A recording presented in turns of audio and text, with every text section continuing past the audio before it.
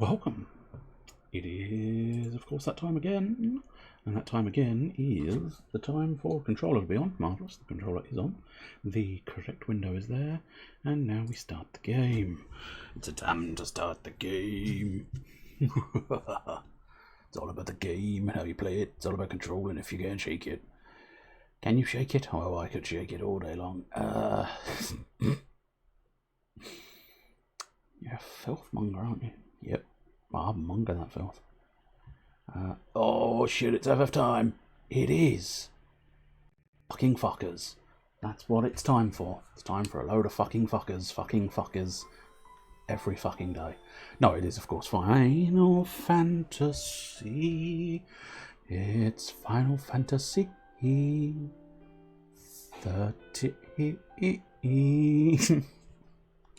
Maybe don't try and do it to the song, because it's shit. Right, chapter 11, yes please, off we go. I think we've already read this bit. Callous and calculating, the Fal'Cie manipulate their human tools via their emotions, taking Sarah's form to catch the Lassie off balance, but Tandalus predicts the imminent destruction of Cocoon. He has revived Reigns, now a compliant puppet, and instated him as the Sanctum's new Primarch, a ploy designed to provoke the cavalry revolutionaries into overthrowing the government in the outrage at their former leader's betrayal. The gloating Fal'Cie also means to play on the pulse phobia of the populace of bastards. I got too caught up on instated, because it didn't feel like it was a word. But you got to assume it was. But Tandalus wanted all along Fal'Cie could be manipulating them again, attempting to draw them into a situation where you can't actually scroll back up if you miss it though, which is weird, because I would have thought once it's scrolled once, I'm surprised they don't allow you the functionality of scrolling sort of right stick or something, but they don't. Anyway, but to become Ragnarok and slay Orphan, leaving them yet another airship, but Tandalus vanishes once again. The choice to return to Cocoon and play a part in her destiny lies firmly in the hands of the Lassie. And yes, it is FF time, and welcome, Mr. Butternut. You are precisely on time, which is unusual, so I don't have much planned. Usually it's just me sort of pottering around. I don't have any actual words of encouragement for you having been so early. Right, so I think what we want to do is head back towards there, because I want to see what that Invisi land is. If it's anything of any real pertinence, I'm not convinced, but you never know. I think this has got the... This is the Triffids and the Behemoth, yeah. But we have scored the preemptive strike, which may be quite useful. Get the old... Well, oh, why am I... Apparently, last time I forgot, and continued to forget, to change my paradigm to be set to the correct one at the beginning of the fights. I'm slightly astonished, because I remember specifically saying I'd forgotten it last week, so I'm surprised I didn't remember to actually do it. But apparently, no. No, that was a fun little trap past me decided to pop in. Fun little trap, just, hey, future me, you're going to have to deal with past me's stupidity.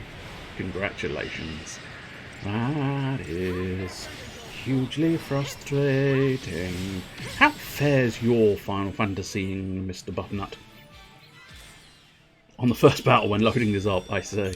Well, more so for me on that occasion, considering it's the wrong bloody paradigms. Customise, there we go. That's the only difference I want, is I want Relentless Assault at the top, popped on the X. Like, what's a paradigm? Oh yeah. I suppose it is quite a different battle system compared to most games, which I think makes it quite pleasant, actually. What was the other one I was thinking the other day? We'll just do a sort of light stroll while I try to think if I can remember what game I was playing that I thought was interestingly unique. Or was I not thinking that? I'm sure there was something. Grass here. That grass texture they've got is delightful, isn't it? That's completely off topic. But I don't know, just every one of their sort of... I think best deal with the Triffids first. Every single one of their textures is just absolutely spot on, isn't it? It really is. Just Just that perfect blend and seam between the dirt and the grass. You've just got to Grand Pulse. Ah, so you're just starting out in your sort of side quest city.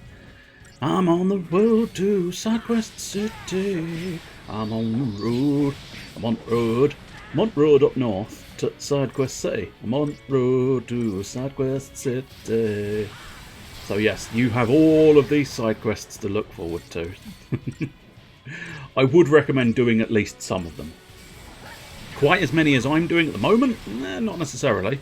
Not if you just want to get through the story. It depends on, you know, it's from what you've said in the past, the way you experiment with bits and pieces.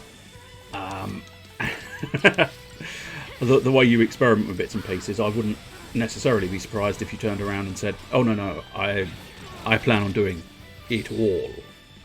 Every bit. Whereas I tend to do as much as I feel I can without getting angry at the game, which is about 50% most of the time. No, it's usually a little bit higher than that, and every now and again I do have moments of greatness where I actually do a lot more, but some of them just don't like to be completed, and it's annoying. Oh, that's the wrong way. Yes, it is. Okay, backtrack there.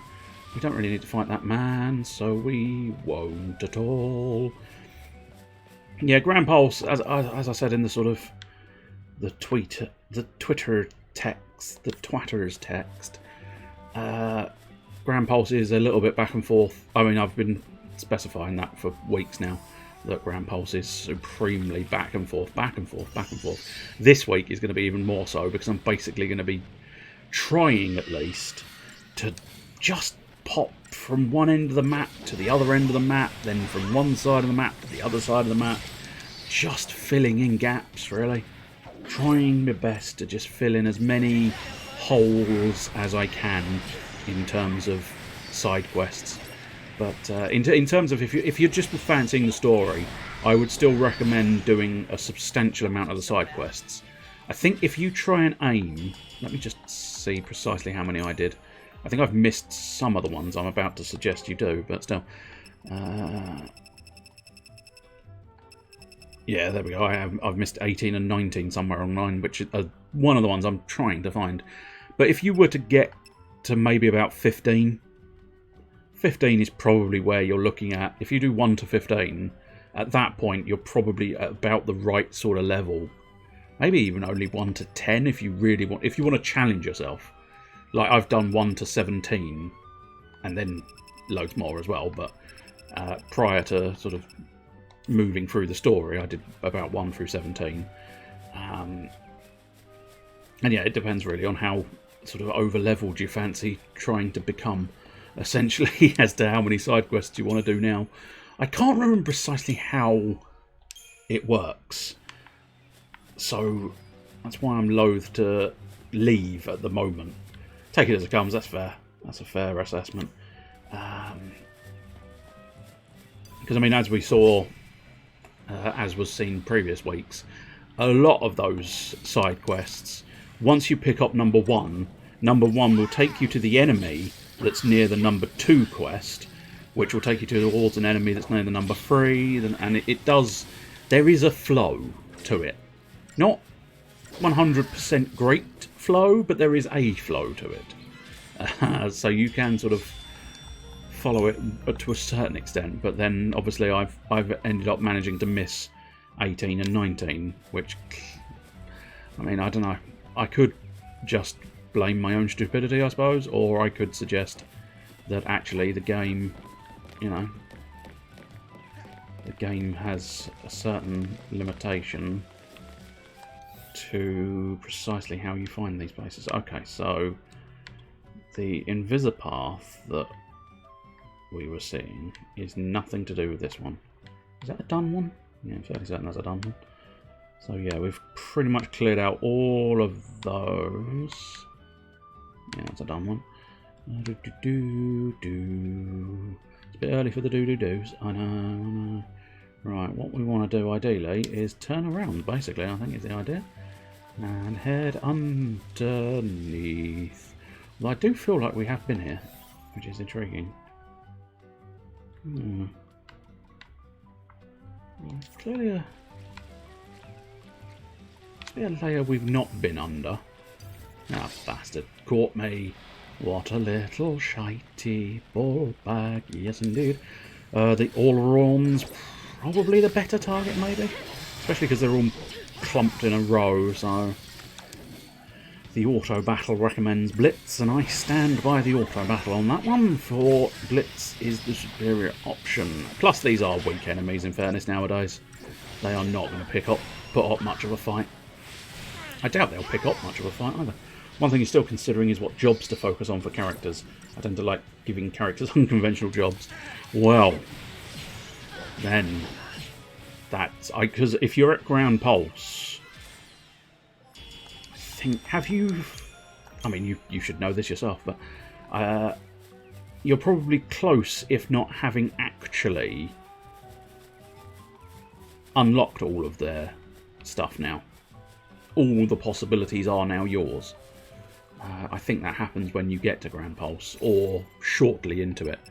But, I mean, arguably, if you really want to go unconventional, I suppose, you'd probably look at getting something like Fang straight into Ravager and all the way up there. What would Lightning be worst at? Possibly Focused, I don't know. It's an interesting one, because actually they do all balance out fairly well. I suppose Hope as a commando. Basically, you'd want to look at this grid here and go, what are the opposites?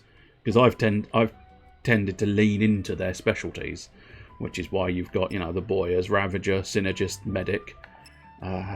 Granted, Medic for Lightning is not necessarily her prominent role, but it was the third role she was given, which meant she could get higher up quite quickly in it. So it was worthwhile just focusing on it, although admittedly that was always focusing on it last.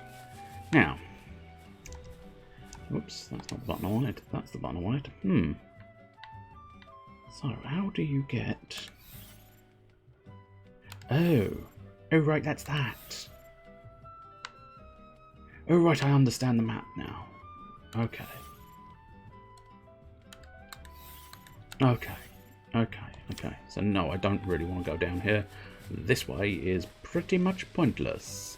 So, let's pop back up here, and then figure out where we want to go next.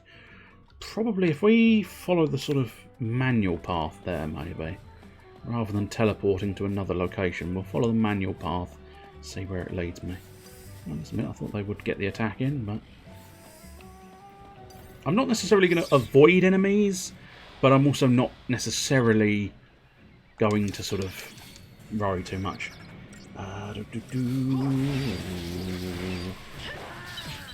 Oh, I mean, Ravager Snow is not a bad call. And I must admit, I never noticed his cast animation is faster, but I suppose that's a very fine detail that would probably have glossed over my brain, but yeah. I mean, Snow makes a very good Ravager, in fairness, because I suppose he doesn't necessarily bias. That's why I happily use him as a commando or a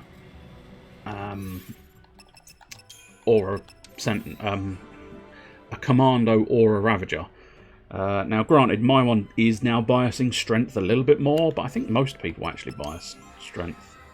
Yeah, because even when you get someone like Vanille who biases magic, it's not quite by as much as one of the ones who biases strength versus magic. Well, that's quite high.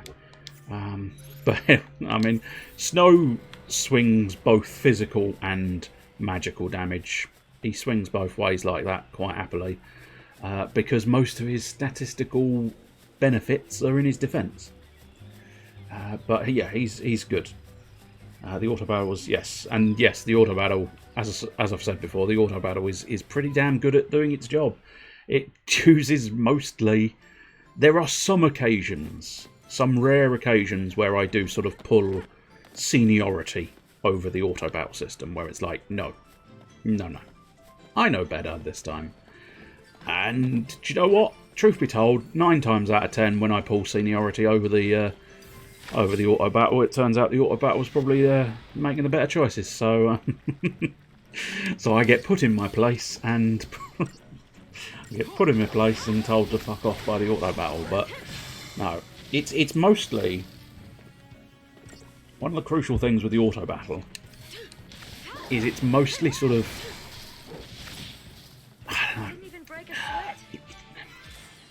A lot of it's perhaps synergist role and sabotage role, perhaps, where you can potentially do your most sort of choices. Sometimes medic role, I suppose, dependent on what you want to focus on. Because if you've got a full health bar and a dead person and the auto battle says, no, we must heal the mid-health person, and you might want to go, no, we get the dead guy up first. But then again, I mean, it makes it difficult. But having a dead character that's not the lead character is of no real significance. Because unfortunately, that's the way the game works. The only significant death is the lead character. That's at that point you have to worry. That's down.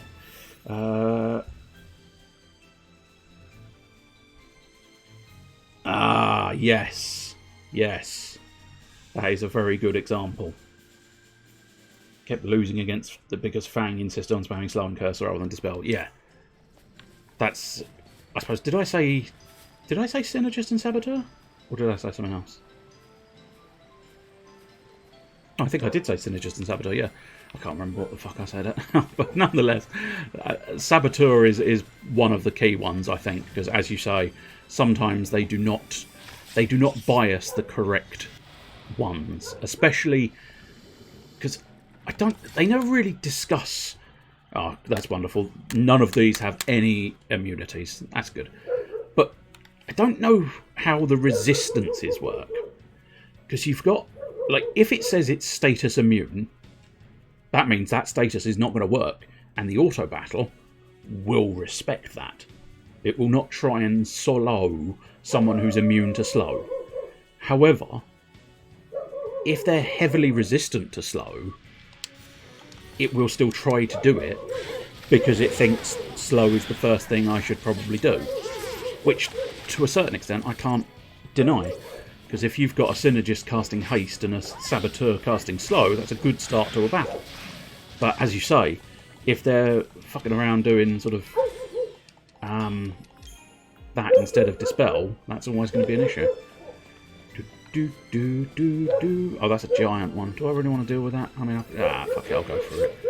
As I say, I don't need the CP anymore, but sometimes trying to sort of navigate around something is far more awkward than just navigating through it. Granted, these guys are quite strong, so we'll get a bit of bully. In one. It's a SaturJay. Oh, here we go.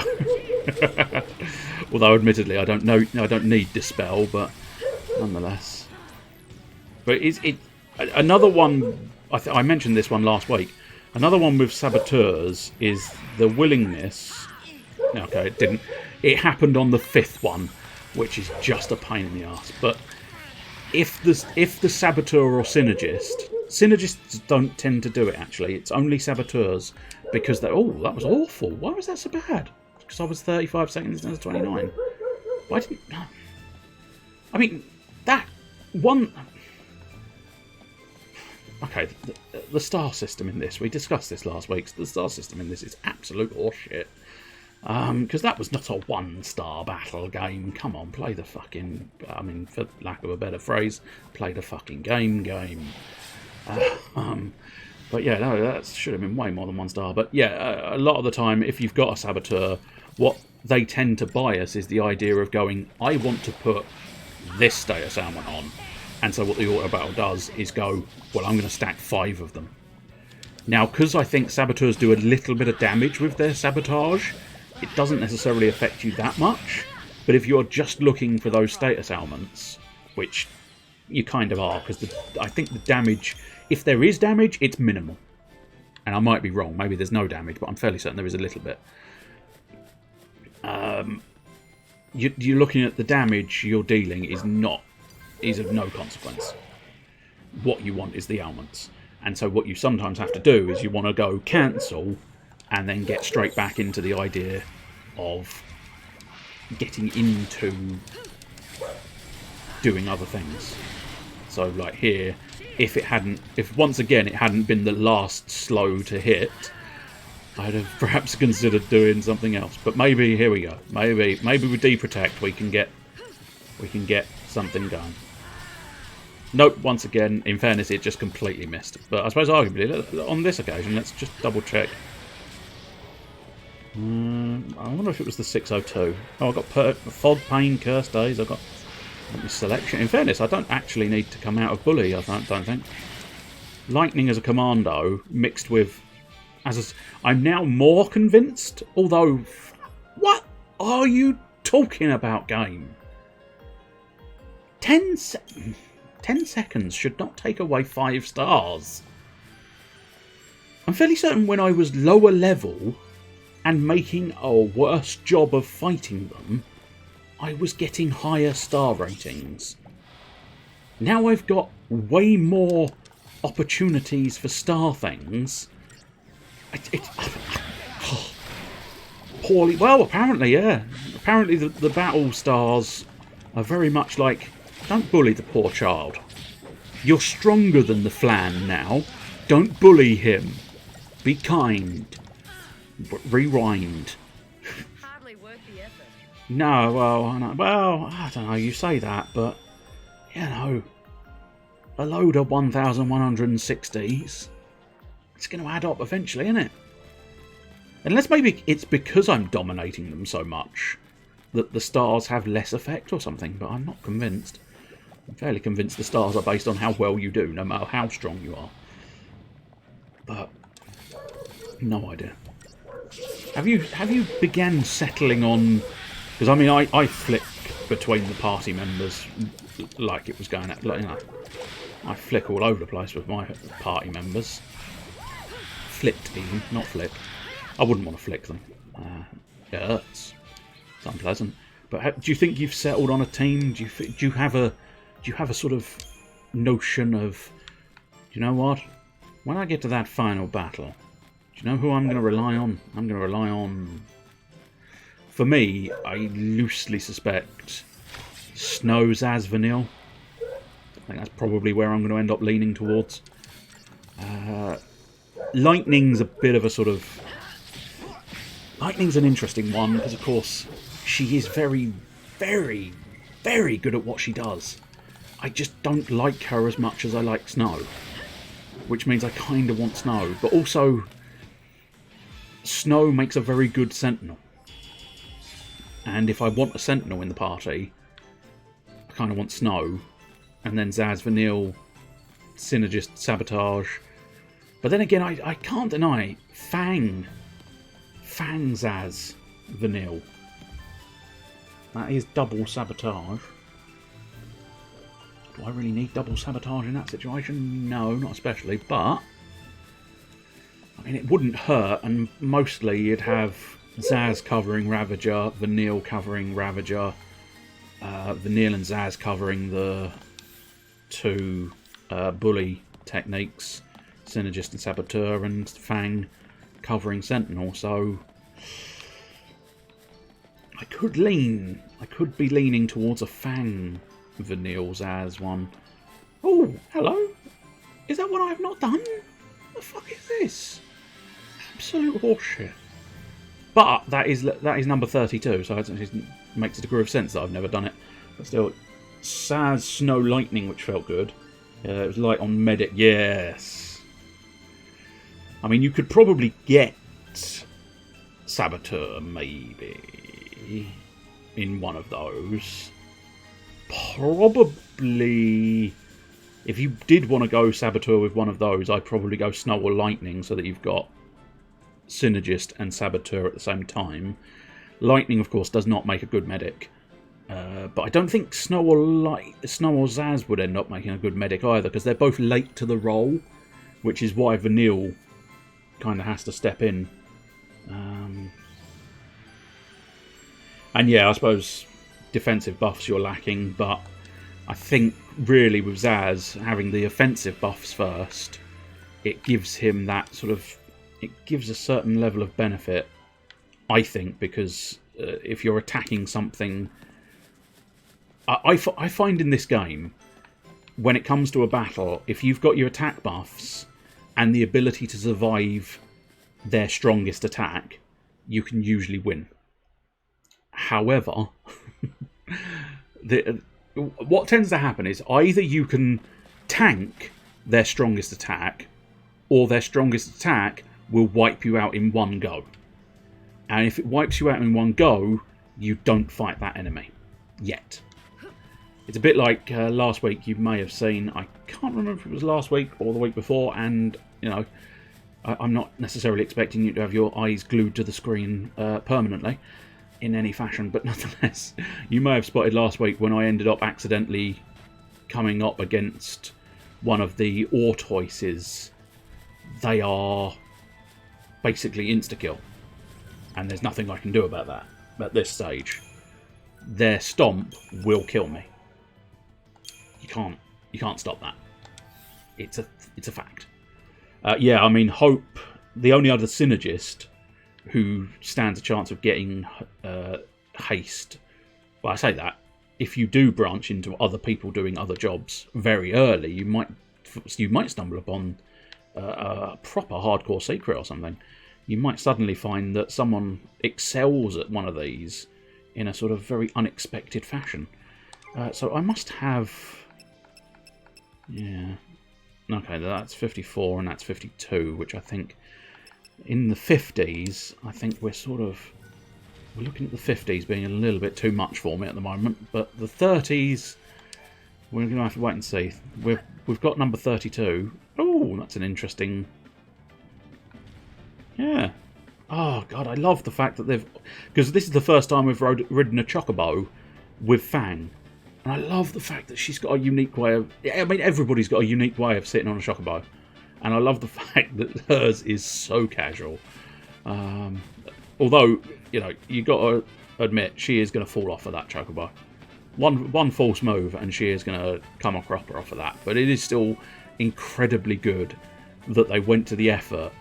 Because, I mean, the skeletons inside the character models are probably sufficiently similar that you could just go, this is how characters ride a chocobo. Cool. Slap it on them all then. But they've not. They've not done that. And I really respect the designers and the animators and the general team behind it for going to that extra effort. Going that extra effort to go, do you know what? Let's make each character suitably unique. Each one would... Because, I mean, you know... Unless it's in a sat... Oh, hello. That's a treasure chest, isn't it? Nope, not that way. Or not a treasure chest, it's a dig opportunity. Oh, I know, there's a chocobo thing here somewhere, isn't it? Oh no, maybe not. Maybe I'm wrong. I thought there was a way of... Oh no, there is! I just didn't quite... I wasn't patient enough. Although, having said that, there appears to be nothing up here. That's good. That's good. That's not a total waste of my fucking time going. I was just praising you, game. It's an amazing habit this game has of going, I've done something really good. Oh, now I've done something really bad. Hey, diggy. Okay, here we go. There's something which caught my eye looking through the crystarium, and that was Sentinel Lightning. Rather than having guard skill, she has Elude.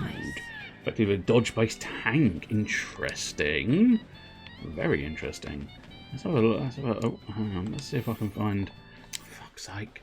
Third time's a charm. There we go. Oh, I can't access it because I'm on a bloody chocobo.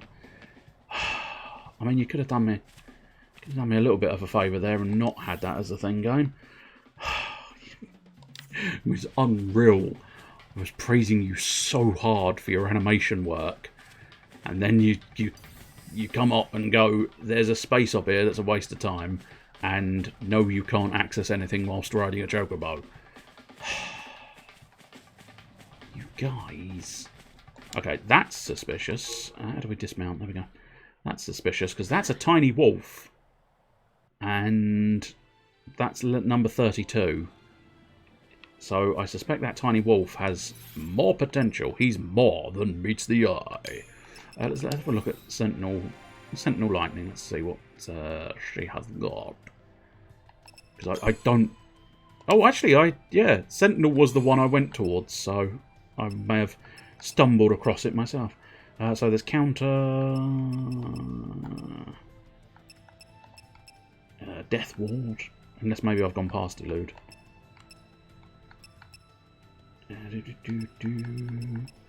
Whee! Around Fringe Ward. Yeah, let's go back to the... Whoops, no. Oh, shit, I spent a bit of points, didn't I? Silly Billy. Spent a point you didn't mean to spend. Maybe it's backwards. Maybe I automatically picked it. Ah, there we go. It is backwards. Defend with a high probability of evading attacks. Yes. Now, it'll be interesting. Do these two... I mean, certainly they've got evade, but they don't actually have...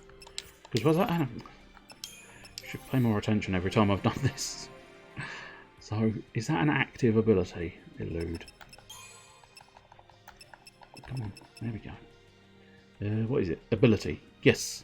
So that is an active ability. So that's quite... Yeah. That genuinely could be quite fascinating. Because, yeah, as we've established... Neither of them have that. Because they are, you know, they are tanks, not I will dodge the damage tanks. So yeah, I'd be, if you do go ahead with that, I would be fascinated to hear, you know, keep me updated and tell me if it goes well. Because to a certain extent, I may end up finding it out myself accidentally. Oh, I'd probably want to scan that thing. Yes, I do. Techniques, Libra, get the scan going. Oh, lightning is now useless to me. That's good news.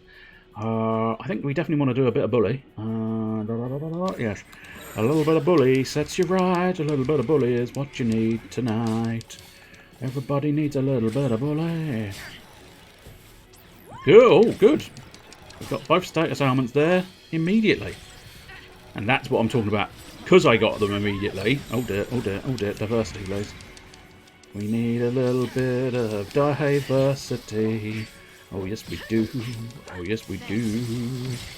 Come on, boy. We need you to heal a little bit more. That's it. Cura. It's not the best, but it'll do. A little bit of bully. Just a very brief amount of bully. This is where I could probably do with... What do we have there? Delta attack. Okay, decimation might be a better choice at this exact point in time, because I don't necessarily... I mean, to a certain extent, I've got the debuffs I want, is essentially what the situation there, but I don't quite have the buffs I wanted at that exact moment. That's why it's quite useful to have a synergist isolated from a saboteur, because it's, I don't know, it takes longer, I think, is the key thing. Especially against this sort of one opponent type deal. Against one opponent, it takes such a long time for a synergist to do 3 people's worth of buffs, whereas it takes less time, question mark. It depends on how rapidly you get the status ailments inflicted. Oh, he's dead. There we go. Yeah, it was actually surprisingly easy. But yeah, I mean, it was a normal dog. It was a normal little dog. And I killed it good. Mission complete. Glass buckle. A man. I wonder what the glass buckle is doing for me. Let's have a little look-see. Resists defaith. I mean, certainly not for Fang, but I don't know. I'm so bad at this sort of thing. I just don't think about any of these as tactics. I just look at raw stats and go bullying my way through. Literally, on some occasions of this game, I just go to bully my way through the game and hope for the best. Right, so I'm still. Right, that... I don't know what that bloody thing is. So that was the Chocobos area. That's fine. That's the area we came in on. That's definitely potential, because I'm fairly confident we can probably deal with that map now. Synergy's a tricky one, because sometimes they focus on buffs I personally wouldn't bother with. Yeah, I mean, I certainly, for me, it's often, well, I think they do tend to, I mean, they mostly do the ones I want first, I think, which is, they often, oh yeah, Veil and Vigilance, I think, are the ones that are like, whatever. Let's see, what was it Veil does? Because I can't remember either. Does he even have Veil? He should do, because if you've seen it, he should have. Mine should have it. Yeah, raise target status ailment resistance. Yeah, that is a low priority. But I'm fairly confident. Certainly, the boy at the moment would bias haste. I think they're always automatically set to haste themselves first. That's one of the crucial things, which I quite like. They are biased towards hasting themselves first, because that means they can start dishing out synergist buffs far quicker than before. And I like the fact that they factored that in. But they'll only bias sort of the N ones if an enemy has a weakness, and they'll only bias the bar ones if the enemy is obviously using an element, I think, which is quite nice. But yeah, it's weird, I don't often see Veil come up, which means he must do it well enough for me, which is biasing the protect ones. Right, I think we do want a Chocobo, because I really am getting terribly confused as to where 18 and 19 are. I mean, it's like, where are your numbers 18 and 19? Because at the moment, I'll explore this area again in the not too distant. We already know the two shiny ones we've got over in this corner are in the 50s. The shiny ones in a ring here are equally 50s, possibly even 60s. So yeah, what we'll try and do is just cross the plains. Hopefully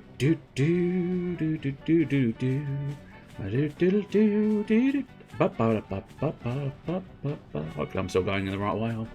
I'm trying to avoid using the map just like constantly. But then again, it's the only way to check you're going the right way.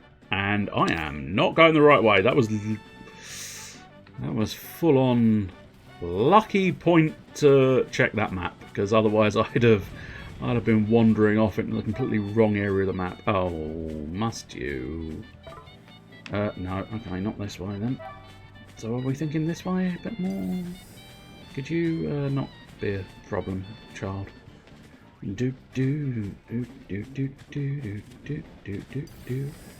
weird, because I remember this one now. Absolutely remember this one. It just doesn't seem to result in a dig opportunity anywhere. You gotta assume it does end in a dig opportunity somewhere, but not where I seem to be able to go. So I feel like I would have spotted it if it's all the way back on that area there. So fuck it, I'll leave it again. If it crops up for a third time, then maybe future me will. Oh, he'll give a fucking shit. Oh yes. You never know. You never know. Okay, there is another one here. It did sort of, I thought it cropped up a little bit earlier than that, but apparently not. Here we go, we are bouncing a bit more. Are we bouncing in the right direction? What is that? Oh, that was a more traditional treasure chest there for a moment. It was a rock. Oh, I'm seeing treasure chests. Hey, little sheepy. Can I examine the sheep? Oh, I've found another thick tuft of wool. We'll pretend that I know what I want to do with that thing. So I'm assuming that's going to go away in a moment. So where is the diggy diggy? Where is my diggy diggy? Where is my diggy now? Is it getting better? Oh yeah, I mean, this is one of the better Chocobo themes. Especially now, it's just gone slappy drums, man. There you go, back into the trumpets. There Oh, no, we couldn't make up our mind. Where is your diggy opportunity? Stop being a bitch, game. Give me the diggy opportunity. Yeah, diggy opportunity, there we go. I knew you could do it, game. I had faith in you, but you didn't have faith in yourself, did you? What is this going to be? Something useful or something absolutely pointless? A pinch of gold dust. That feels like the sort of one where you sell it to make money, which sounds like a beneficial thing, but I don't tend to spend that much gil in this one. This is very much almost a gill-less type thing. Although I did spend a chunk of change on some of the little sort of items you can throw into weapons last week in order to try and upgrade everything. Do. Oh yeah, that's right. Everyone loves the Chocobo theme. Oh yes, they do. It is. I think I stand by the fact that if I'm assuming, having never played Final Fantasy XIII, you've probably never played Final Fantasy XIII 2. I don't know. I think we possibly established that, but I don't know if we ever fully confirmed whether you had or you hadn't. But nonetheless, if you've never played, I mean, you don't actually have to have played it, in fairness. It's one of those things where it exists outside of necessarily having played the game, but playing the game was the first time I ever stumbled across it.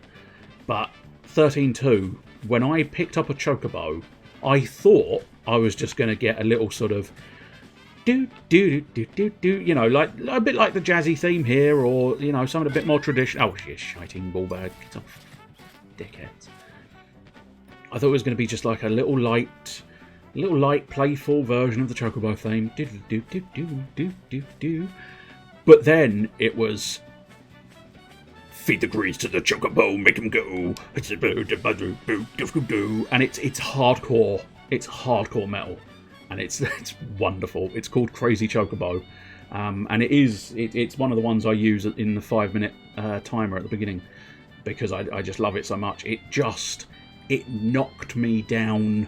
If I wasn't reclined on the sofa when I was playing Final Fantasy XIII 2, I would have been knocked over by how awesome that song was, because I loved it. And considering Final Fantasy XIII 2 wasn't, I mean, it's an interesting one. It's an okay one, but I did discuss some of the issues I had with it previously, so I won't go too much into detail, but it's not terrible. And I think it does improve upon a lot of what Final Fantasy XIII got wrong, because it goes back to a slightly more traditional turn-based style of gameplay, which is very pleasant. It's very pleasant. Ah, no! The Crazy Chocobo at the beginning, that is an official song, and it is wonderful. Absolutely love it.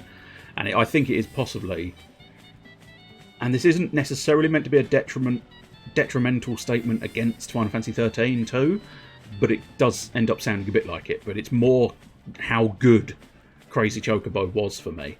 It's probably one of the best things that has come out of Final Fantasy XIII 2. Because the unfortunate thing with Final Fantasy XIII 2 are the characters aren't that memorable. It's the honest truth. Because you've got Sarah, which I suppose arguably is a spoiler telling you that, but trust me, it doesn't spoil anything. Because Final Fantasy 13 and 13.2 and 13.3 really have so little in common that telling you anything about 2 and 3 is not gonna give you any idea of how 13 goes. But nonetheless, you play as Sarah and Noel. I think it's Noel. I can't even fully remember if his name is actually Noel. But I'm fairly confident it's Noel. They might put a bit more sort of twist on how you pronounce it, perhaps, I don't know, but nonetheless, he's just, man, it's just like, oh hello male protagonist, welcome. Have you met female protagonist? She's here too. And I don't think they don't sort of, they're not characters that make you go, wow, I really want to know more about these guys. you kind of feel like, yeah, I think we know enough, thanks. It's fine. They're not exciting. And the unfortunate truth is, as we were discussing last week, it's the sort of one where your third party member is a monster. And so you don't even get that, you know, like when you get a boring protagonist at the beginning, you often have that thing where it's like, well, that's fair enough. I might find the character I love later on. Yeah, that'll be fun. Well, that's something to look forward to. I'll find the protagonist I love later in the game. But with Final Fantasy XIII too, because it's monsters as your third party member, it's kind of like, alright, I don't think I'm going to find a protagonist I like in this game, am I? Cool. Not exactly what I wanted, game. Not exactly what I wanted. So it's like, technically, Final Fantasy XIII-2 is quite entertaining and fun. And I do plan on doing 10-2. Not 10-2. Well, I might do 10-2 at some point. Hey, aggressive. Just because I want to go in a cave and you don't. You could have let me down gently instead of, you know, just tossing me off like that. But anyway, we are now on foot, unfortunately. We are traversing this cave once again. But we should be able to do a bit more in this cave because I got beaten by monsters the last time we wandered through here. And this time we were a lot stronger, so hopefully we've got more capacity to win. But yeah, I think 13.2, the best thing it's got for it is kind of its battle system is slightly more traditional turn-based fare. Although even that, I can't fully remember if it had any twists. I think I fear the big twist in the combat in 13.2 is, hey, you can have a monster companion. And it's like, yeah, I don't really want one. I wanted more fun characters, thanks, game. I'm not selling Final Fantasy 13-2 well, am I? Now, see, 10-2 I do like. Because not only did 10-2 follow on from 10 as a perfect, like, here are the events of number 10, here are the events of 10-2. You can enjoy them as separate stories, but the characters have advanced through Final Fantasy X. So they are at the point they were at the end of Final Fantasy X. Plus a little bit of in the middle. Which I appreciate and like in a sequel. Especially one that's called 10-2. Now, don't get me wrong, I don't need Final Fantasy 16 to follow on from Final Fantasy 15 because I've established that's not how their numbering system works. But if they call it number and then 2, I expect a direct follow-on that is good. I'm looking at you, 13-2. Keep looking at you, 13-2. I don't know. It's just the way they sort of threw the whole of 13 out the window and went, time travel, that'll do. Fuck off. But yeah, I like the fact that 10-2 very much sort of goes, the characters you enjoyed, yeah, they're here. You can go visit them. And we've introduced a brand new character, who I suppose arguably I'm slightly biased towards, I guess, because Pain was essentially a female Squall. I don't think they hid that fact. I don't think that's me looking too deep into it. I think she was very much, she's female Squall. There is no two ways around that. Just point blank, that's what she is. So maybe that's why I quite like her as a character. And to be honest, now I know there's a fella who hangs around sometimes. I don't know why. He's never invited. He just sort of lurks a bit. No, I'm kidding. He's a mate of mine from university years ago, so he's always welcome. But there's a fellow who pops in the streams every now and again called Malice Caliber, and now he doesn't like. I mean, he's not a huge Final Fantasy fan in general, I don't think, but nonetheless, he has particular issues. Although sometimes you do get the impression that maybe this is a certain level of parroting others rather than having experienced himself. I think he has played Final Fantasy X, but I'm not sure if he's played Final Fantasy X too. But nonetheless, anyway, the point being, his big issue was this idea of they're just playing dress up, and it's silly having them all sort of just dress in fancy outfits for the combat. Whereas I love that. I like the way they've got the different outfits and the different styles. And I genuinely do find the dress sphere system really quite entertaining and interesting. And I absolutely adore it, to be honest. I find it hilarious fun, getting them all different dressed up and stuff. Now we've got... Okay, now that's very interesting. How... Okay. Let's just, Are we in the hairy old road? No, we're not in the hairy old road, are we? Interesting. Very interesting. Now I'm confused.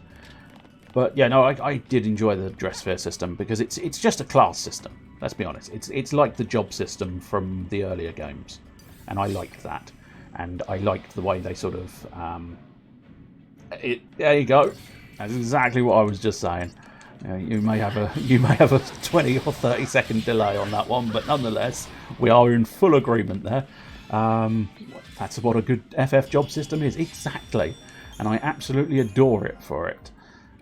Because I think, to be honest, I think the battle system in Final Fantasy X-2 is brilliant. I like that one.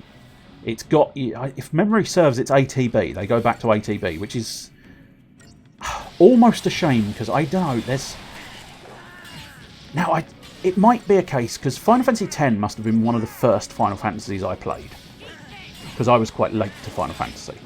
I filled in all the gaps afterwards, but nonetheless I was quite late to Final Fantasy, and so Final Fantasy X was one of the first ones I played, and to me, it took everything about the turn-based battle system and made it so much better. The fact that you could prepare for what the enemies are doing, the way you could... Now, granted, that this was only really in the first half of the game, and only very select fights, but the idea of being able to use bits and pieces inside the battle as part of your turn, and having sort of context commands come up inside of that as well, I still stand by the fact that Final Fantasy X has one of the best battle systems in all of JRPG history. I'm not necessarily saying it's the best, although it might be,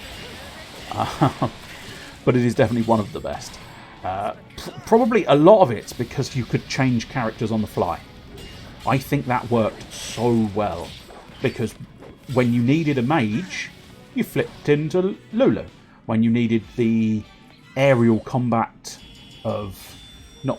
It's not technically aerial combat, it's anti-air combat of your boy Walker, you swapped him in. Now again, late game, that became less of a thing, but early game, it was very much sort of like, you need Oren to chip through the armoured enemies, you need Tidus to hit the fast enemies, you need Walker to pop the flyers, you need Lulu to crush the people strong against physical attacks like Flans, etc. Elementals and stuff. And the fact that you had all of those specialties and you had all of those weaknesses on the enemies meant you had to keep flipping between characters. And I think that worked brilliantly. I really want to play Final Fantasy X again, if that wasn't obvious from my praise of it. So I almost feel like Final Fantasy X-2, in terms of its battle system, almost sort of reverted back to because it reverted back to ATB, it was almost a kind of sort of downgrade for me. Because I loved... Oh, shit. The Juggernaut is tougher than... I thought I would just be able to roll through the Juggernaut. I can't. This is a fact I have to live with. Also, I probably need to Libra it, but we're also dying, so that's not great news. Deprotect, deshell. Yeah, oh, good. Probably want a little bit of diversity, especially now that the boy is speedy. Speedy boy, yes indeed. Speed. And you're right, the visual... Ah, damn it, lightning's dead. Okay, this is... The boy can revive her, though.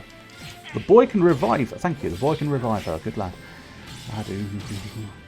Now I'm this late in the game, I do actually have some more revival opportunities if the medic doesn't die. Right, so we can probably pop back to a little bit of Relentless Assault, although having said that, it might be worthwhile going to Decimation for a little bit. What we got? Oh god, just everything. He's good against everything. Also, my bloody bully worked off. I suppose, did he do a Steam Clean? I know these guys, or at least I'm fairly certain these guys have Steam Clean, but I don't know if I saw him do Steam Clean, but certainly the debuffs wore off, which is aggravating. Okay, right, he's got plenty of debuffs now. Try and make sure our health bars are high enough. Oh no, there you go, he's Steam Cleaning. Yeah, shite. You little shit head. Now, traditionally, I'd argue that it was perhaps because he's got Steam Clean, it's not necessarily worthwhile worrying about bullying, because he'll just remove the debuffs. However, Steam Clean requires quite a length of time. Now, admittedly, it might be worthwhile just focusing on the first two, so rather than letting her waste time on anything other than D-Shell and D-Protect, it's going to be better to switch over earlier, I think. But nonetheless, while it's got the debuffs, it has the debuffs. While it's Steam Cleaning, it's opportunity for me, because it's not doing anything to harm me if it is Steam Cleaning. Also, if you get devilishly lucky, you will happen upon a stagger at exactly the moment it was trying to Steam Clean. Therefore, not only are you getting the extra stagger damage, you get to keep all of your lovely debuffs on the little bastard. I say little bastard. What I mean is colossal bastard, because he is quite large. But I think we've got this one in the bag after all. It did look bad. It did look bad, but yeah. That's a good shout as well. Yeah. Debuffing him meant he had to spend time. Yeah, anytime you can get an enemy to do something that's slower than the things you can do are of course going to be beneficial. Now, it depends on what number this is. If this is one of my 18-19s, probably... Oh, Platinum Bangle. Interesting. Oh, she's already got a Platinum Bangle. And the Diamond is better. Yeah, okay. So really, Snow is the only one. And he's already got a Platinum. Okay, that's fine. I might already have a Bangle, Diamond one spare. I don't know. Okay. Okay, so it's not...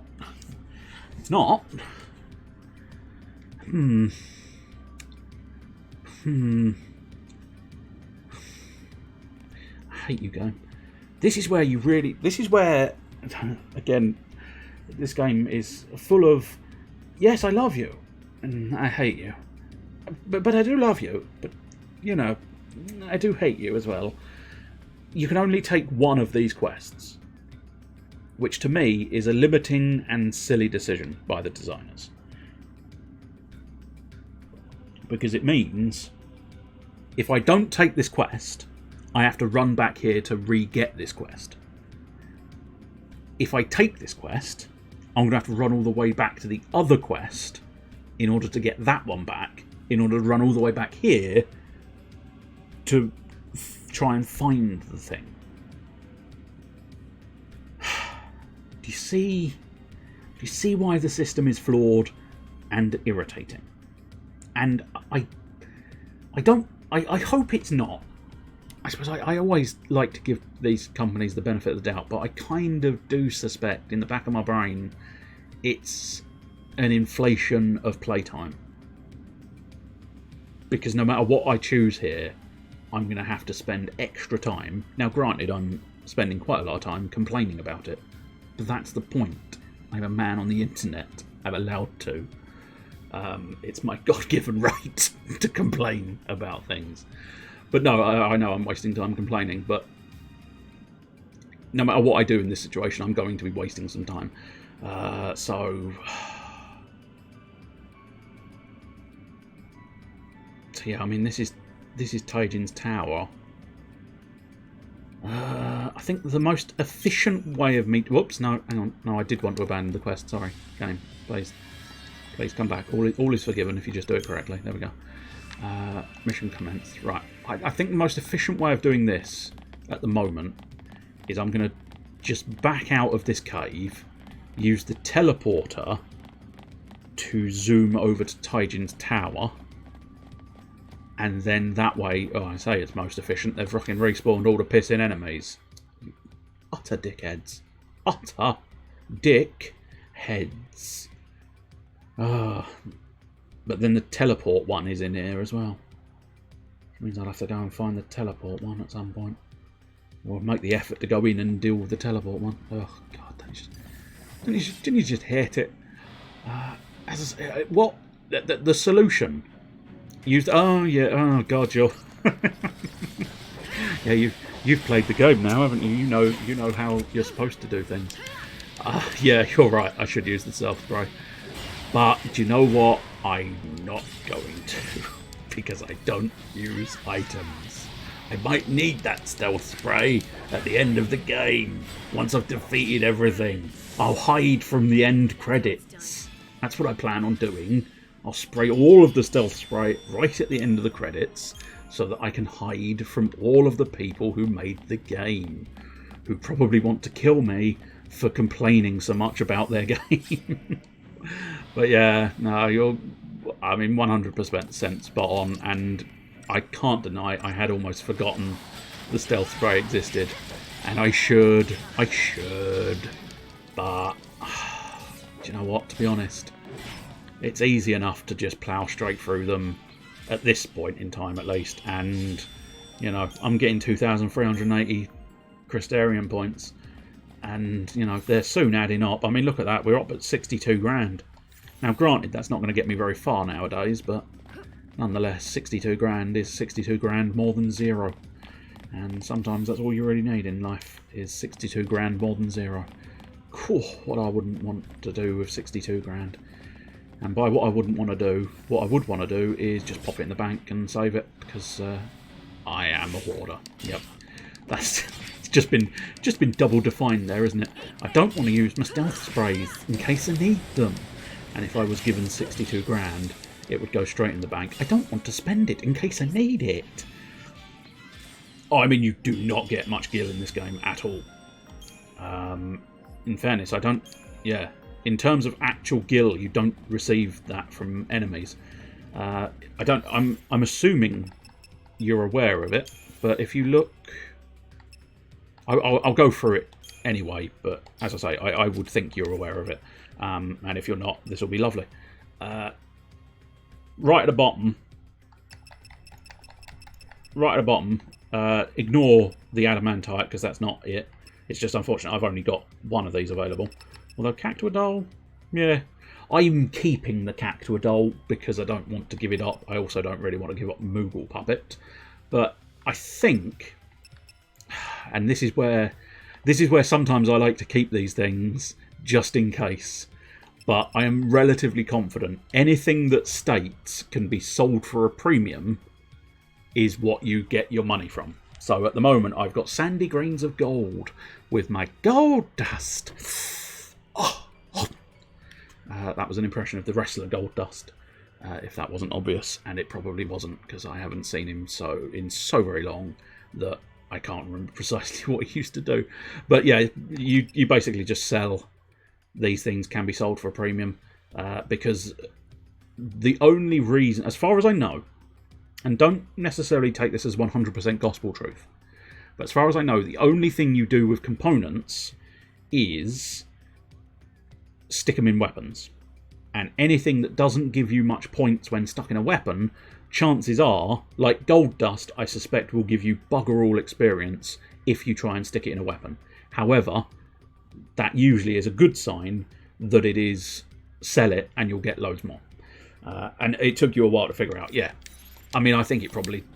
I knew it this time round because I'd played the game before.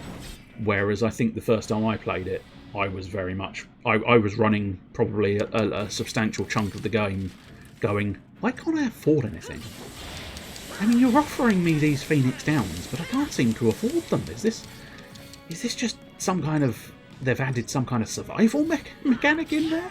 And no, it was just because I hadn't sold hadn't sold any of the bastard things that I was meant to be selling.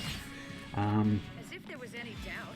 Now, it's one of those systems. It's a bit like Final Fantasy XII, I believe. Because I don't think you got much gil off of monsters in Final Fantasy XII either.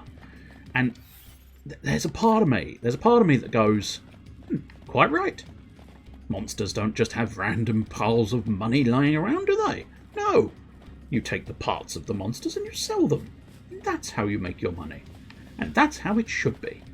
And so that part of me goes, yes, I like that system. Well done, game developers. Well done for introducing that. But then there's another part of me that goes, oh, for fuck's sake, it would just be quicker to give me the gil immediately, wouldn't it? Fucking hell. Mucking about, going to a shop, having to sell all the gubbins in order to get the cash. Oh, blimey, just give me the money in the first place. So I have got this like perfect schism between the two systems that I like. I do like them for very different reasons, but you know, I like both for different reasons. Right. Anyway, what was I trying to do? Oh yeah, I want to go to this teleporter. That's what I'm trying to aim for. I'm going to take the teleporter to Taijin Tower, and then that should hopefully get me on track to get the man. Well, technically machine, I suppose, strictly speaking, because it is another Juggernaut, unfortunately. I beat a Juggernaut in order to get the privilege of trying to beat a second Juggernaut. And of course, I assume that's going to be a second Juggernaut stuff. FF12 Monster Loot was also tied to the Bazaar mechanic as well. Remind me, what was the Bazaar mechanic? Because I don't remember. Or at least not off the top of my head. I suspect the moment you say it, it'll go... and my brain will explode into action and go, yes, that's the one. But, yeah. It's been a while since I played Final Fantasy XII. I don't fully remember the sort of buying and selling style thing. Although it's now... I'm now wondering, was that a loyalty type system, or am I getting confused with someone else, maybe? So if you sold stuff to a certain shop, did you get extra ones and then extra stuff became available? Is that the one? I've played so many RPGs, it gets very confusing very quickly. We should be okay to deal with these things. The Managarmers, they're not usually too troublesome. Collecting certain monsters and selling them would make certain one-off purchases available. Oh, okay.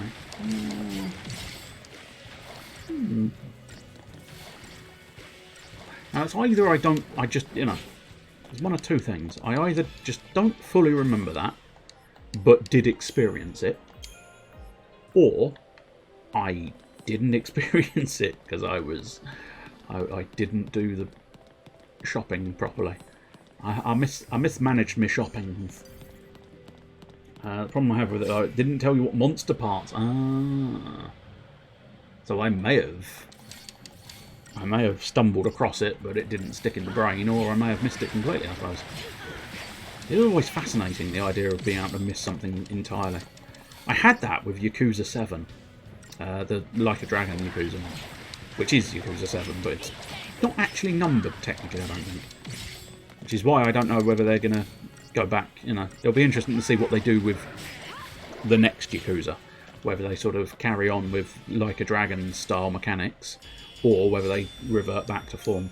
I'm kind of thinking they're probably going to stick with the turn-based stuff and try and sort of improve upon that. Mostly because they've got Judgment. The video game Judgment is now available as a different, you know, it's the fundamental battle mechanics of the Yakuza series, just in a different sort of setup, which I quite liked.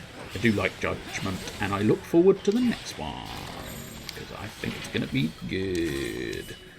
Because, I mean, in fairness, they're all good. I've been playing Yakuza 2 Kiwami recently, and they're just very good games. Oh dear, Hope's dead. Okay, that's bad news, Bears.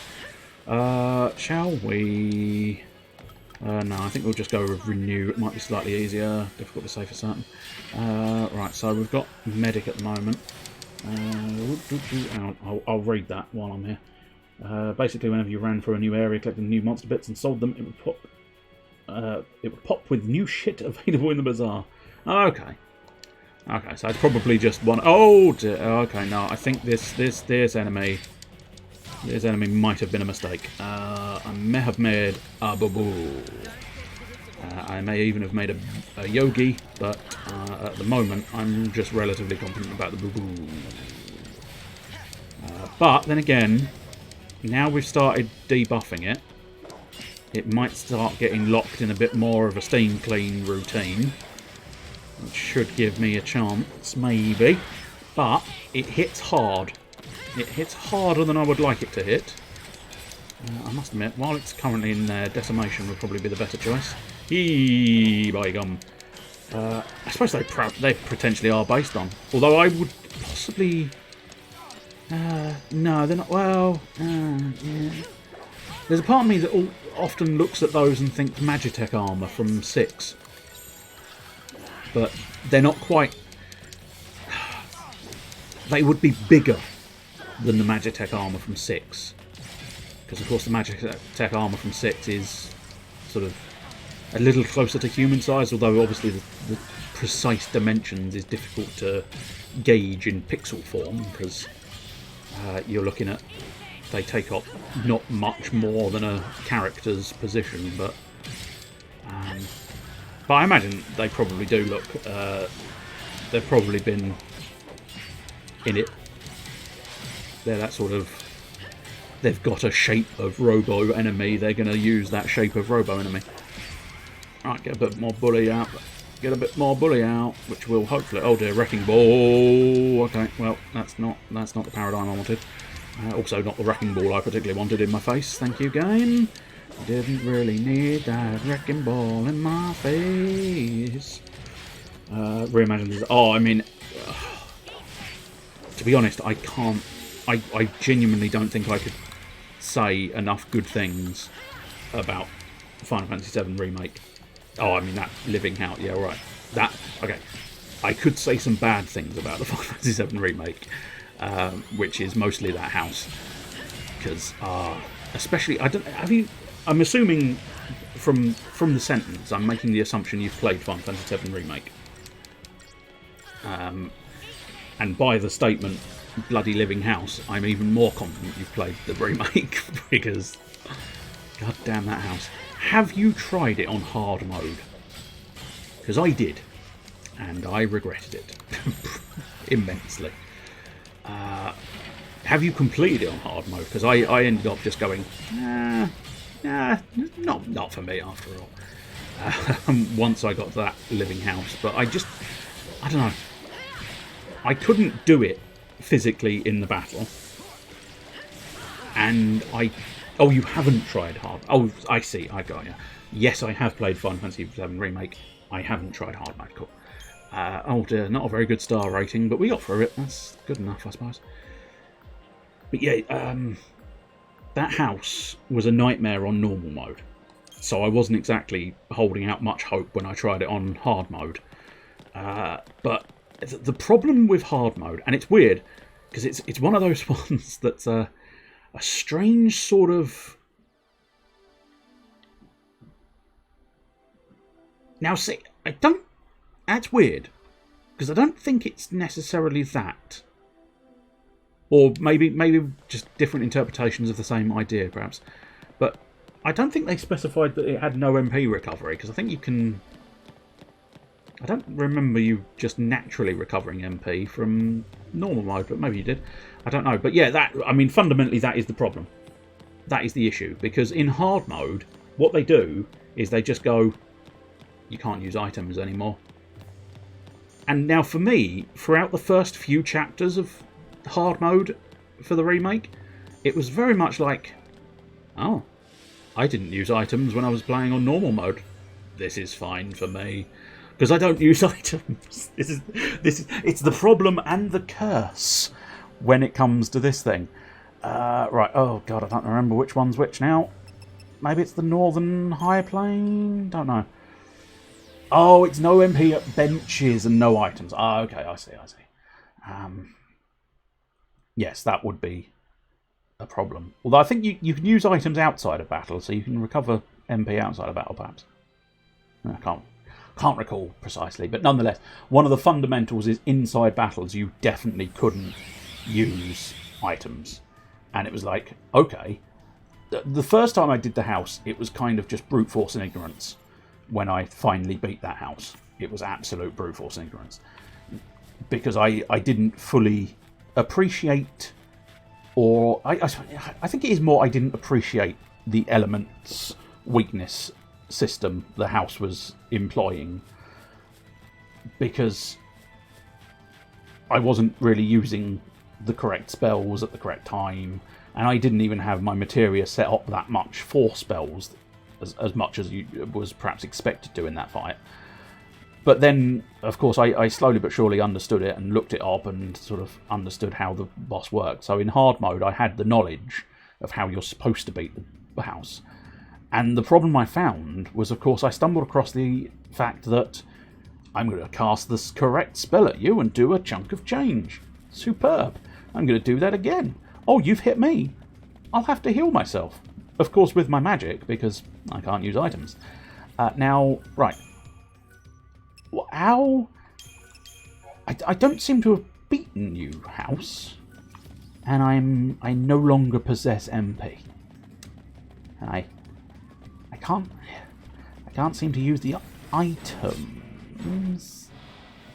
I can't regain the MP.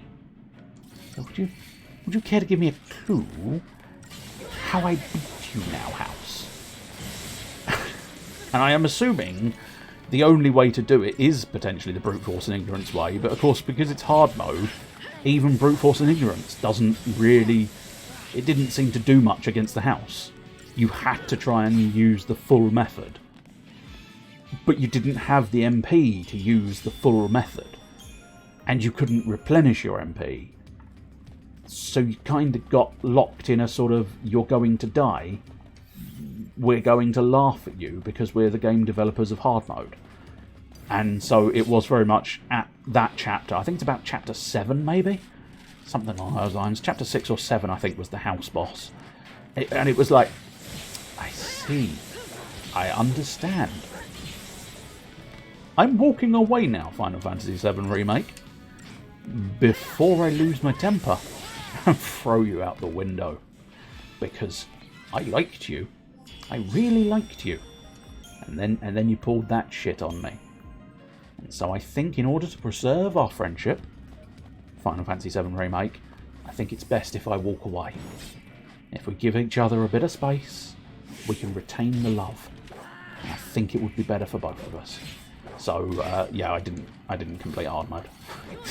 Long story short, I didn't complete the hard mode, but I do love Final Fantasy VII Remake. In fairness, do you know what? I don't necessarily think of myself as a person who's necessarily sort of a graphics whore as such, because I love graphics of all kinds. You know, I still love the earliest of those 3D models. I like, and I do bias 3D graphics slightly more than I do 2D graphics, but nonetheless, I love a whole range of graphics. But you can't necessarily deny there is a beauty to the enhanced graphics of Final Fantasy VII Remake, and that does make a fair amount of difference. Now, granted, every single aspect they've made just a beautiful game from.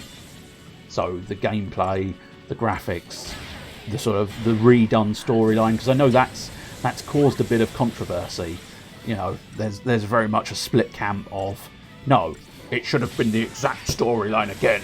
How dare you try and inject something new? But I can't deny, I absolutely adore the fact that they've tried to inject something new into it. So I love it beyond comparison. I mean, yeah, some of that is fantastic. It is a beautiful thing. It's truly beautiful.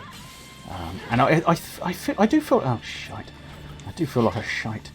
I have to use the rest of my TP for a renew.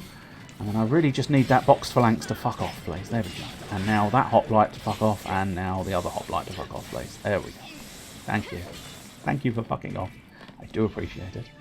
But I think also, because of the way they did the battle system, each encounter felt a lot more sort of distinct, I think. Because unlike a lot of unlike, say, in the original one, where you were running random encounters, so it was just, here's that enemy again, here's that enemy again. Now, don't get me wrong, I love that. I'm a huge fan of RPGs in general, so I love the random battle stuff. But nonetheless, in the remake, it just felt a bit like, I don't know how I don't know what I quite mean, so I don't know how to put it, but because I think that the enemies were on the map and you could see them, and then you encountered them, and then you experienced the battle, it just had that certain, I don't know, the whole world felt really put together, which I know most of the worlds do feel pretty good, but as I say, it's more, I suppose what I'm trying to get at is it's more the fact that you were facing off against sort of like 1 or 2 enemies each battle, and then you would move down the path, quite a fair chunk of the path, and then you'd face off against another one. I think that, I don't know, I think that felt nice and good and awesome, and I loved it. But yeah, it's difficult to say anything wrong with Final Fantasy VII for me, the remake one specifically, because it really did blow my mind when I was playing it. It was like, oh my god, this is just pure, unadulterated, fun entertainment. This is incredible. I love everything you've done with this. There was still frustrations, of course. The game beat me a couple of times, mostly that house, but there was a good few other ones. The bloody fucking Sephiroth fight at the end was a bit of a shit kicker. But I think I can't remember. I think I might have done it first time. It wasn't meant as some kind of boast. It was just I can't recall, is the honest truth. It feels like the sort of battle where if I hadn't done it first time, I probably wouldn't have gotten around to doing it, because it was a very long, fought victory there. But still, the enemies felt like part of the world, unlike the original where you leave the slums and suddenly, oh, house shooting missiles. Yeah. I think that's see, this is why I need you here. You put it in. You put what I take half hour to say into a nice small sentence, and I need that sometimes, I think. But it is, to a certain extent, it's a bit like this one. I think any game where the enemies are on the overworld, I think I prefer slightly than random encounters, like true blue traditional random encounters. So I prefer this sort of idea. So these 2 slimes, now granted, it's not incredibly realistic because they're just sitting there staring at me, but they are rusty slimes in a cave, and you know what? They want to be in this cave. They also slurp a little bit too much, but they, you know, there's a lot of metal around, so the slimes have absorbed the metal and become rusty slimes. It all makes sense. It all feels like they should be there. Now, as I say, admittedly, they are just sort of standing there going, I'm just going to wait for an adventurer. Are you alright, Dave? Because obviously a rusty slime is called Dave. Yeah, I'm all good, Frank. You waiting for an adventurer? I'm waiting for an adventurer, yeah. Do you reckon one will be along in a minute? Yeah, I reckon one will be along in a minute. What do you think we should do when an adventurer comes along? I reckon we should probably try and kill him. You sure? Because I heard about Bill the other day. What happened to Bill? Well, he was waiting for an adventurer to come along. Oh yeah. What was he going to do when the adventurer came along? Oh, he's going to try and attack him and kill him. Oh yeah. That's like that's funny. What happened to him? Well, the adventurers came through, kicked the shit out of him, killed him. Oh fuck. So do you think we should continue waiting for the adventurers? Yeah, it'll be fine. There's 2 of us, isn't there? There's only one of Bill. But yeah, so anyway, they at least feel like they should be in this area. Which I think, as I say, I prefer slightly more than Run, run, run. Random encounter style stuff. It's why I quite like Grandia 2.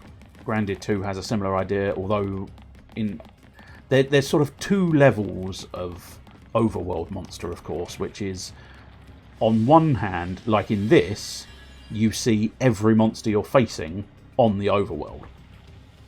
Where... Oh, this is number 18! Fuck. Well, at least we found it, I suppose. You see in this one, you see every single enemy on the screen. Whereas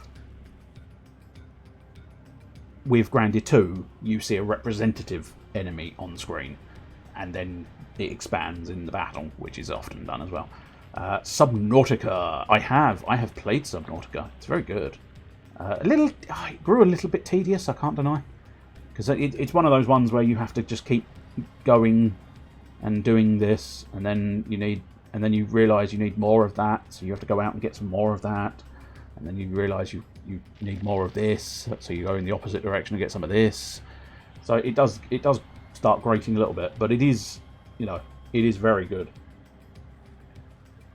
I mean, it is absolutely sort of, and I know all about an alien ocean, because I took quite some time building a little submarine sea thing, and I was really quite pleased with that. I thought, oh, this is an accomplishment, isn't it? This is lovely. Oh, I'm loving this. This is beautiful. And I was just I was trundling along the ocean, minding my own business, thinking, oh, I'm loving just surfing through, skirting around. This is beautiful. And a very, very large fish came along and went, no, your submarine is mine. I'm going to eat it. Nom nom nom nom. And it ate my submarine, it killed my submarine, and I was left having to go home by myself without my submarine. So that sucked. The other thing that annoys me, and admittedly this one, both of these, I think the enemies are supposed to be annoying you in this situation, but nonetheless, the other one that irritated me was those bloody... This one's less effective because they just sort of take them away. They don't really do anything with them. But bloody fish keeps stealing my cameras. You pop a little camera. You go into your sort of spying rig, or whatever it's called, observation deck, or perhaps something like that. Security, it might have been. Security dome or something, I don't know. Nonetheless, you go in there, you get your camera, you get your little remote camera, you go, whee! Ooh, look, something interesting. And then you leave your camera there as a marker, don't you?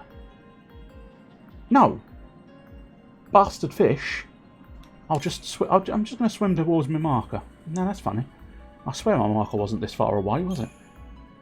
And lo and behold, you discover that, yes, your marker wasn't that far away. Bastard fish has stolen it.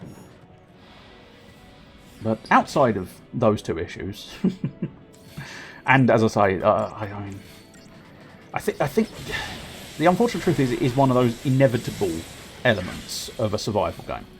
Even some of the ones I absolutely adore, and I do enjoy Subnautica, but even those that I adore still fall foul of the unfortunate truth being that a lot of it is you have to go and find the resources. And sometimes that can get a little bit sort of tiresome, where you're sort of... Although, you know what? On the other hand, of course, it can be the most beautiful part of the game. Because, of course, it gives you an excuse where you think, I've never been in this direction. I wonder what's in this direction. And you suddenly discover the most beautiful biome you've ever seen. And so it's kind of like, yeah, okay. I didn't necessarily want to have to go and get all of this stuff. But now I've been forced into going and getting all of this stuff. I suppose I can't... No. It was quite fun going and getting all of this stuff. But, yeah. I certainly haven't gotten to the end game of that one yet. I've just sort of... I mean, there's a part of me thinking, with the phrase favourite survival game, I would think you've gotten this far. So, I don't think this will be a spoiler, but I won't go into too much detail just in case for anybody, you know, if there is anybody else present who wants to play Subnautica, but I have just gotten to the part where you think you're saved and then something unfortunate happens. Oh, you finished it, so no spoilers for you at all. But you think you're saved because it's like, yes. And I must admit, at that point, I was genuinely going, well, it seems strange because I'm fairly certain there's more game, isn't there? I mean, there might not be. But so I'm going to go ahead and assume this rescue attempt is not going to end well. And lo and behold, that rescue attempt did not end well. Sorcerer's Mark, Magician's Mark. Yes, if we upgrade you to another Sorcerer's Mark, that means you, sir, have plus 200 magic. My word, Zaz, you're the magic master. You're the master of magic. I'm curious, have you seen the Muffin Man? The Muffin Man? The Muffin Man? Have you seen the Muffin Man? The Muffin Man, indeed. No, that's not technically what I was going to ask you. Have you seen, of course, mentioning Subnautica, there is Subnautica 2, the icy zone. Is it just Arctic or something? Subnautica Arctic or something? I don't know. But nonetheless, they've done more sort of snowy Arctic style stuff. I haven't looked too deeply into it, but I've seen a couple of people play it on Twitch. Mostly, I think, as Don't Rach Quit, who is Rach from What Culture, if that gives any helpful reference. Oh, you finished that one as well? Blimey. Nice. Very nice. But that one looks quite interesting as well. It looks like, for the most part, at least, I can't guarantee this because I've not played it, but it looks for the most part like it is a pleasant direct upgrade as a sequel, which is always nice to see. It's always very good. I mean, ages and ages ago I did sort of state that one of the best series, whether you like them or not, strictly speaking, liking them helps, but even if you don't like the series, one of the best ones for just perfect enhancements is, I think, Uncharted. Because the first game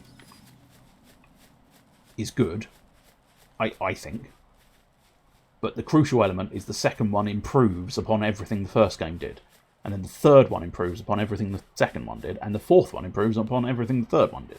So it's this perfect sequence of improvements, which is exactly what you want from a sequel. Some, of course, don't quite get that right. Some of them shit the bed and don't get it right, but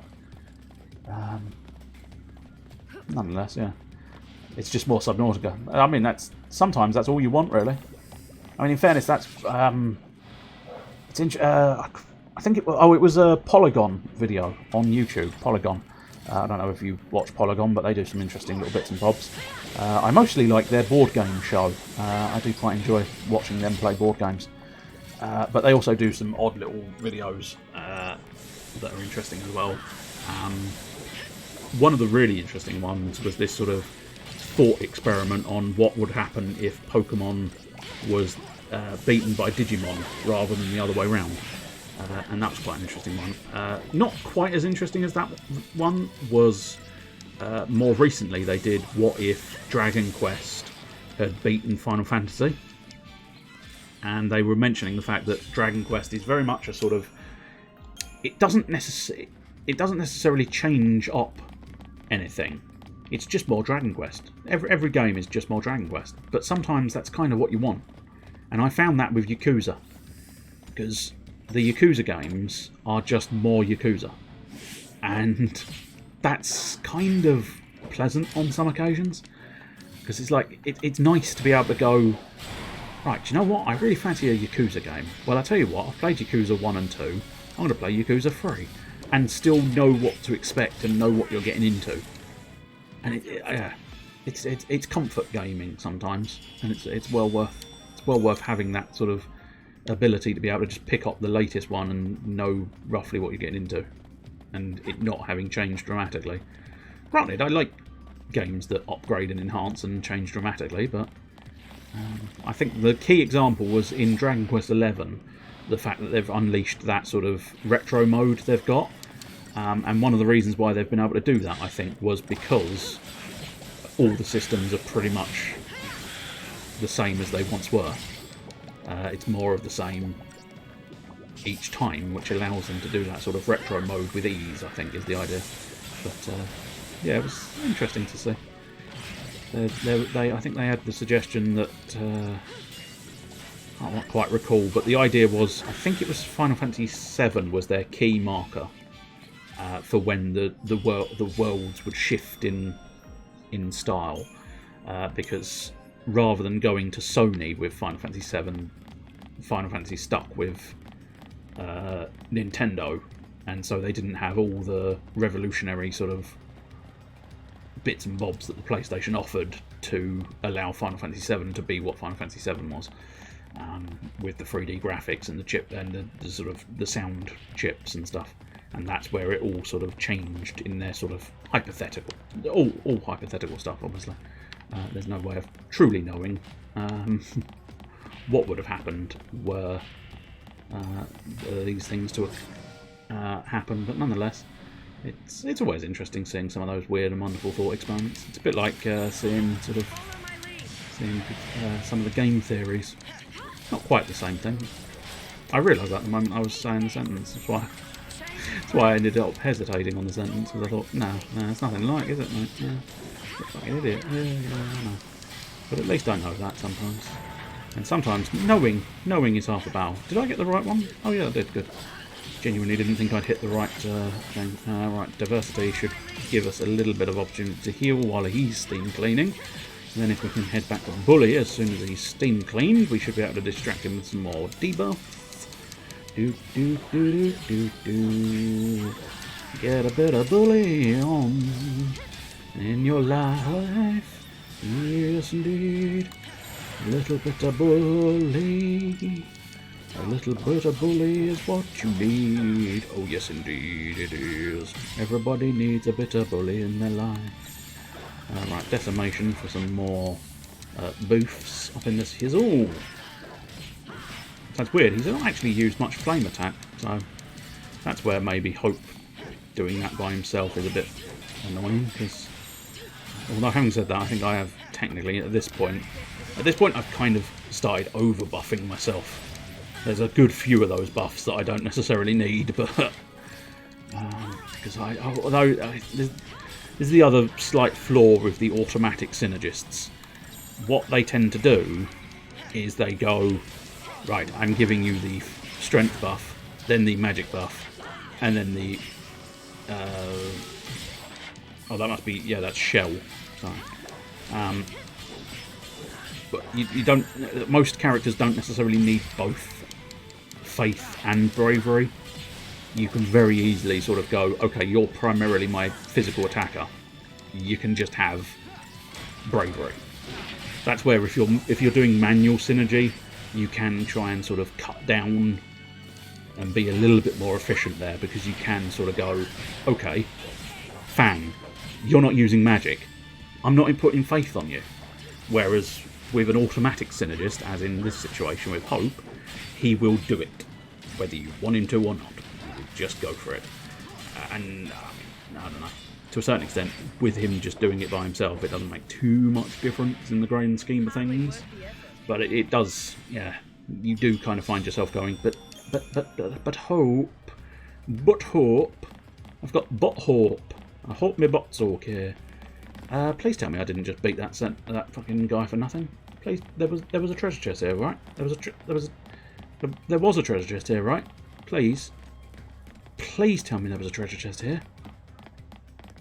I really need a treasure chest here, game. I'm looking in all of your nooks. I'm looking in all of your crannies. I think you're about to tell me there wasn't a treasure chest here. Fuck. Why did I... What? Oh. And that is the problem when you make assumptions. I assumed that man was there to defend the treasure chest. That man was not there to defend the treasure chest. That man was just there. But I suppose now the man is not there. I say man, Juggernaut. The Juggernaut is no longer there. Very important to take care of the cryohedrons first, because they will devastate you if you don't. Although having said that, at this late stage, I don't know. They'll still be quite harsh, but then I don't think they'll be insta-devastation levels of harsh at this point. I think Fang can probably take at least 2 of those cryohedron explosions and still shake it off. Shake it off, shake it off. Shake-a-doo. Would you like to shake-a-doo? No, I don't think I do. I don't know what shaking-a-doo is. But whatever it is, it sounds unpleasant. I prefer it not to happen. That's fair. Let's let it I do like all of their robot designs. They're peculiar and weird, but, you know, they're quite satisfying way. And the animations, that stompiness that it's got there, sort of very well done. Certainly animations and graphics, Final Fantasy XIII is definitely not lacking in. It is absolutely perfection on that side of things. Ooh, 70-70. You've had a battle come to an end because underestimated the bomb's self-destruct. Yes. Early doors, absolutely you will. Especially when it was just Zaz and Vanille, I think. Oh, in more FFs than this one, yeah. There is always that. They are a regular occurrence.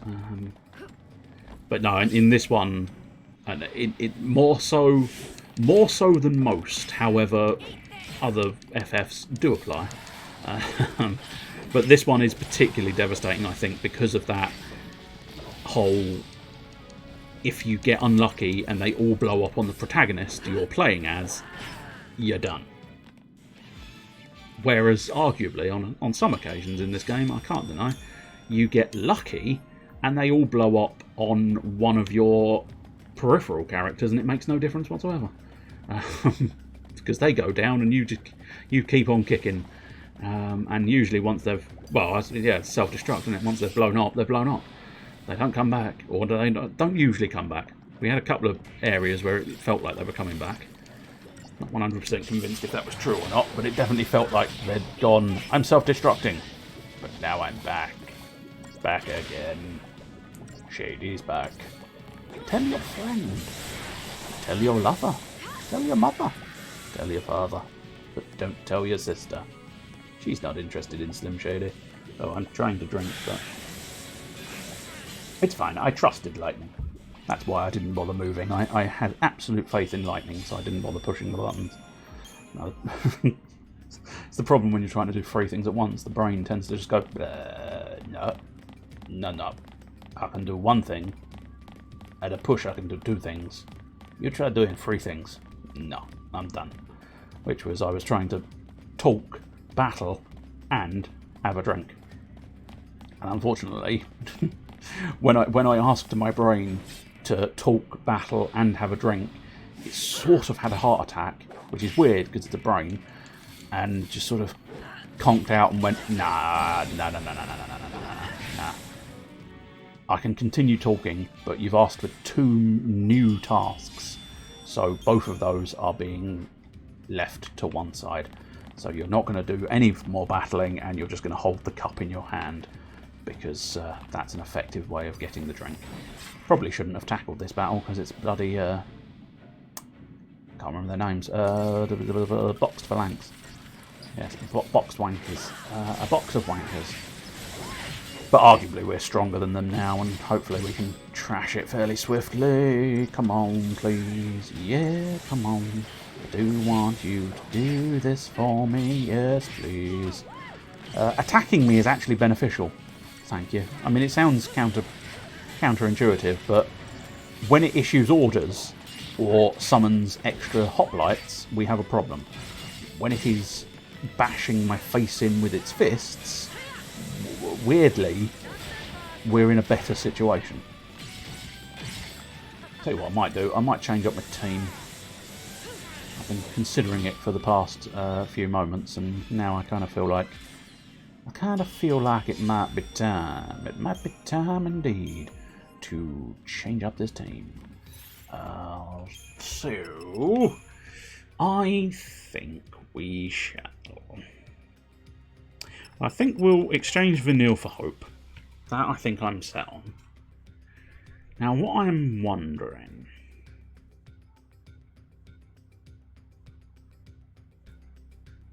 No, that's not helpful. Not as helpful as I thought. No, right, I think we're just going to do a straight trade out. Yeah, that'll do nicely. Right, Relentless Assault. Set to default. Marvellous. Solidarity. Down there, please. Combat Clinic we won't worry about keeping... Shall we Ravager Snow? I can't remember what we were doing last time. Yeah, we'll go Ravager Snow Commandos as.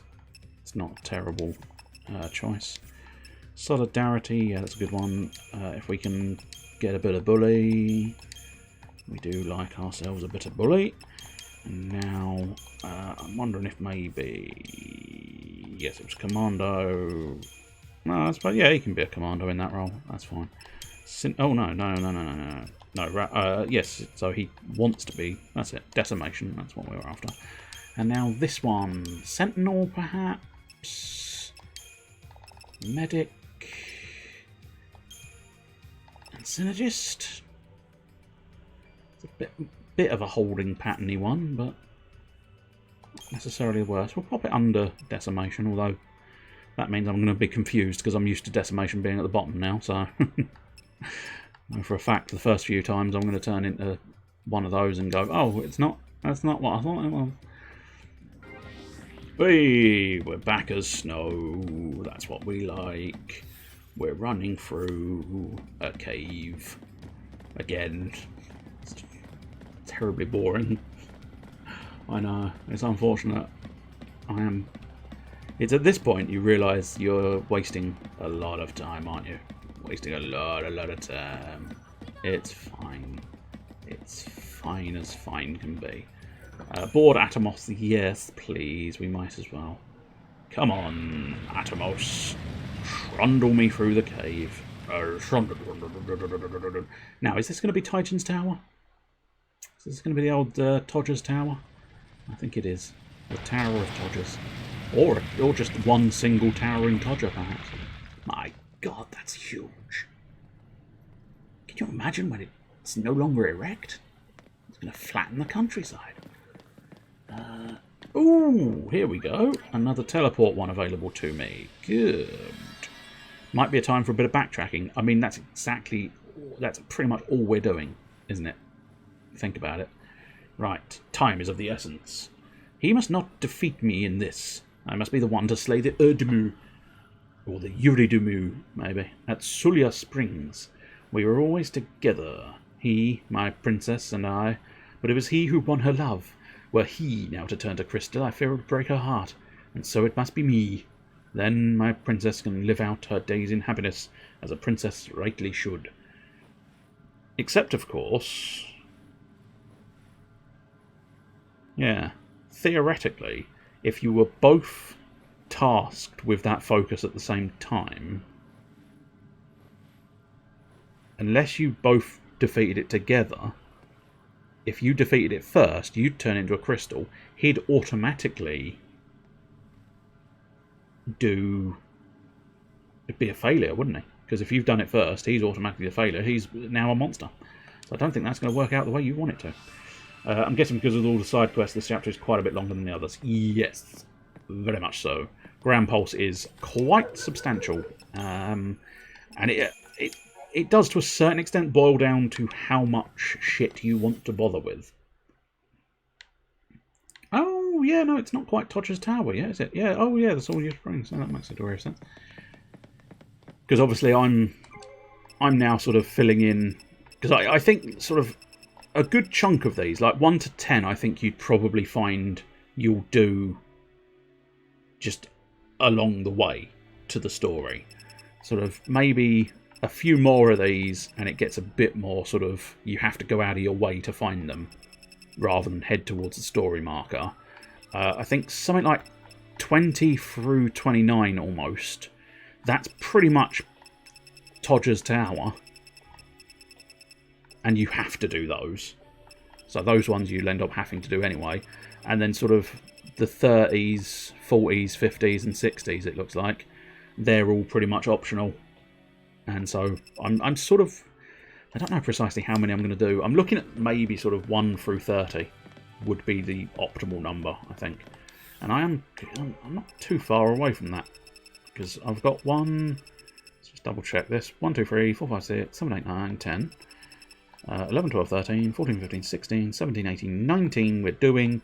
Then into 20, 21, 22, 23, 24, 25, 26, 27, 28, 29.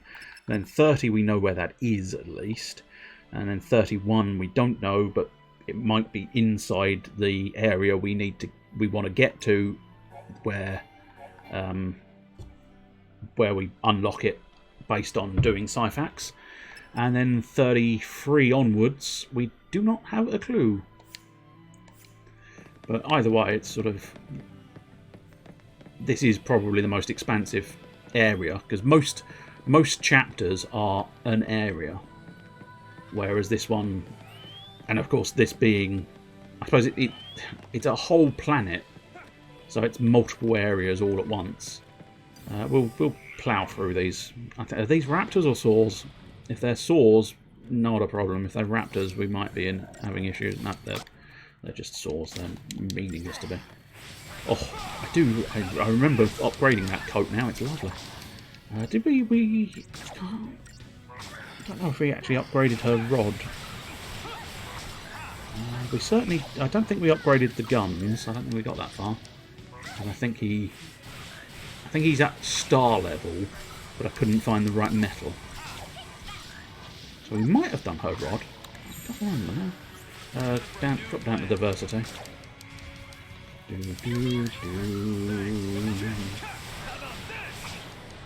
think I have put myself at a slight disadvantage here with this team now, because there's not a... I'm too used to now... Having Fang and Lightning on a team was perhaps a mistake, because they are severe heavy damagers. And now I've dropped myself down to a team that's a little bit more... Snow is far more defensive. Zaz isn't quite as punchy as Lightning or Fang. But then again, Vanille is probably slightly punchier than... so it might be more this enemy is... the area is full of slightly harder enemies, perhaps. But it did feel like that battle was slower. Oh, we're here. I didn't realise we were here. God damn, don't you just hate... Do you hate summer? I hate summer. It's just full of insects and heat. And possibly even insects on heat.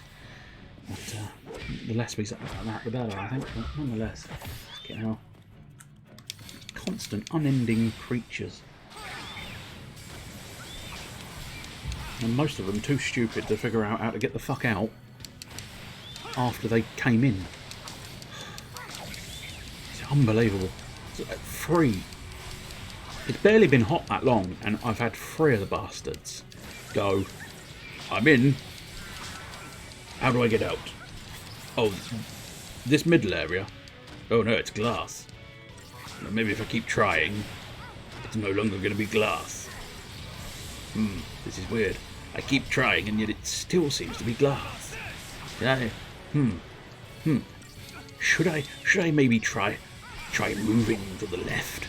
Maybe even moving to the right. You never know, I might find a dirty, great open fucking window I fucking came in from. But no, I don't think I'll do that. I think I'll go up. It's still the glass. I think I'll go down. Still the glass. Weird. I can't remember what was above me. I think I'll check it out. Oh, it's still glass. Shit. What was it below me? Oh, no, I'll go down to below. God, I hate it so much. I was the household that dislikes summer. I'm glad. I'm very glad to hear it.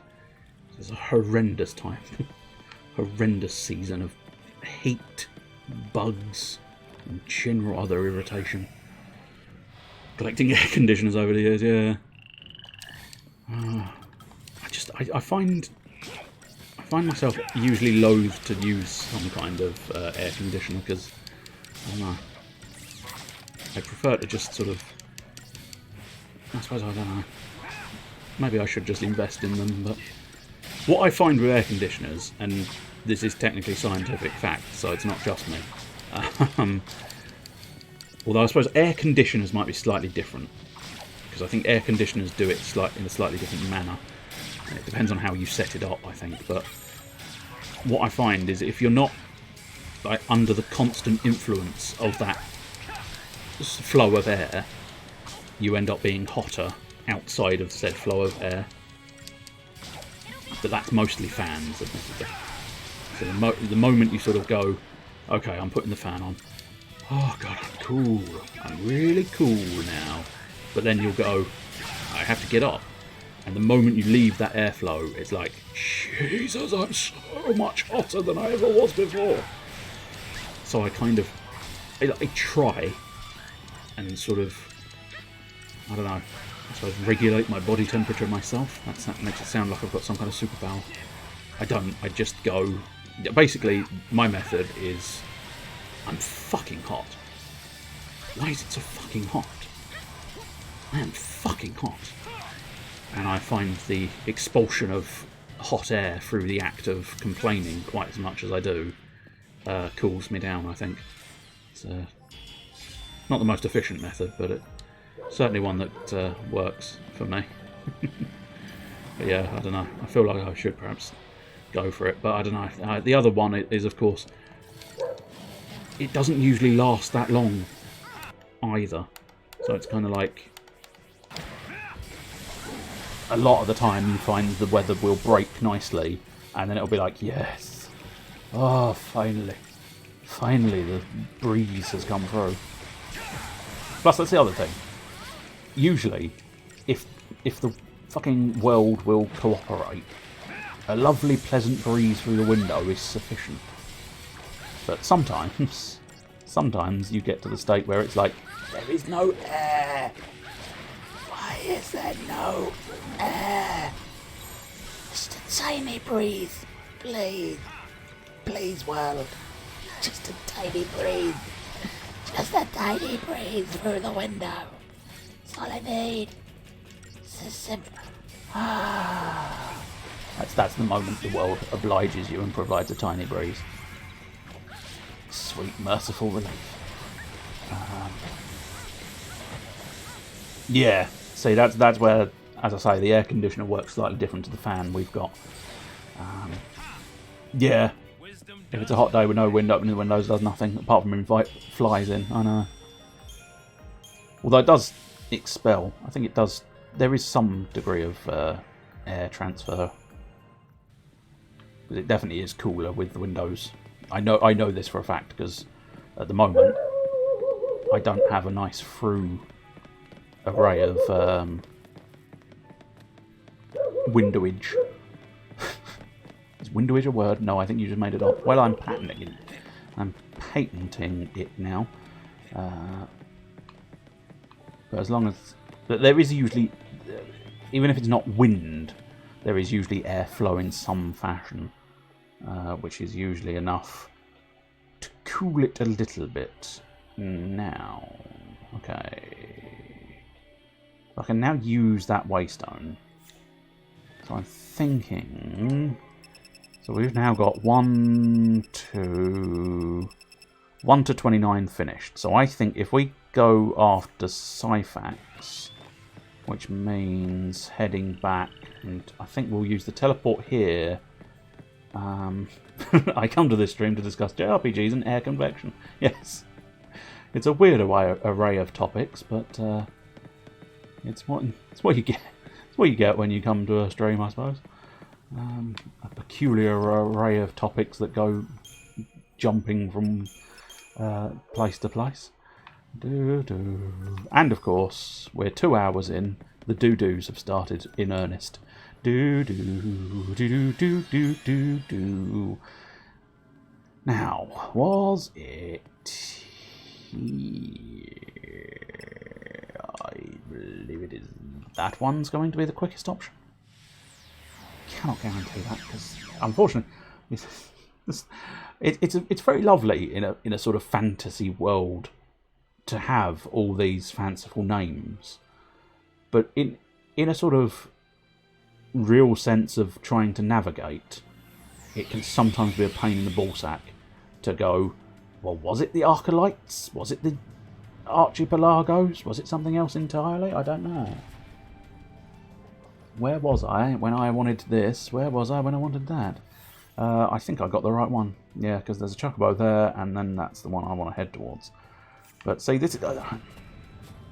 again, I know I'm reiterating the complaint no end, but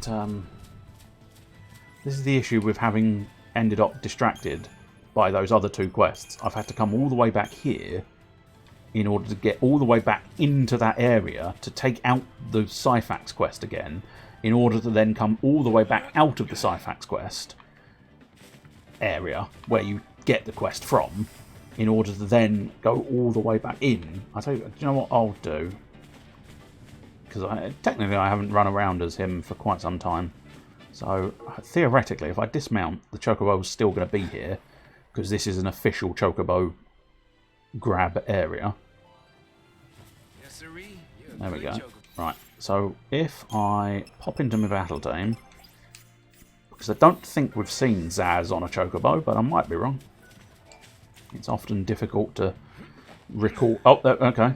I mean, it's a unique animation onto the chocobo, and he is, yeah. You can see there's a little bit less certainty, I think. Okay, well, we found a... Do we think it's around the Behemoth King? Just get the Behemoth King a bit dizzy. That's fine. Oh, here we go. No, it's getting a bit more punchy. A bit more punchy. Do we think up on the top? Oh, yeah. I think we already wandered round it, didn't we, and discovered that we couldn't find it last time. Though. Well, I haven't said that. Yeah, up top is definitely less of a signal. Which is, I mean, it's very difficult to tell. To be honest, it's such a nuisance. Oh, here we go. Now we're definitely... Unfortunately, I can't actually dispense of these enemies. So, there we go. Okay, it's not near the enemies. I was going to say, if they've put it like in the middle of the enemy, I can't dispatch the enemy and keep my chocobo. So it's not like you can actually get inside and round there. But still, Dawnlight Dew. Okay, that was the... Oh, I can't access my equipment. Of course I can't. Chocobos are such a pain in the arse. In this one, I mean, don't get me wrong, they do strictly speaking get you from A to B quicker, but outside of that, not being able to access the inventory and access all your equipment and stuff, it's just a bit of a nuisance. What is that? Oh, it's just a shell based.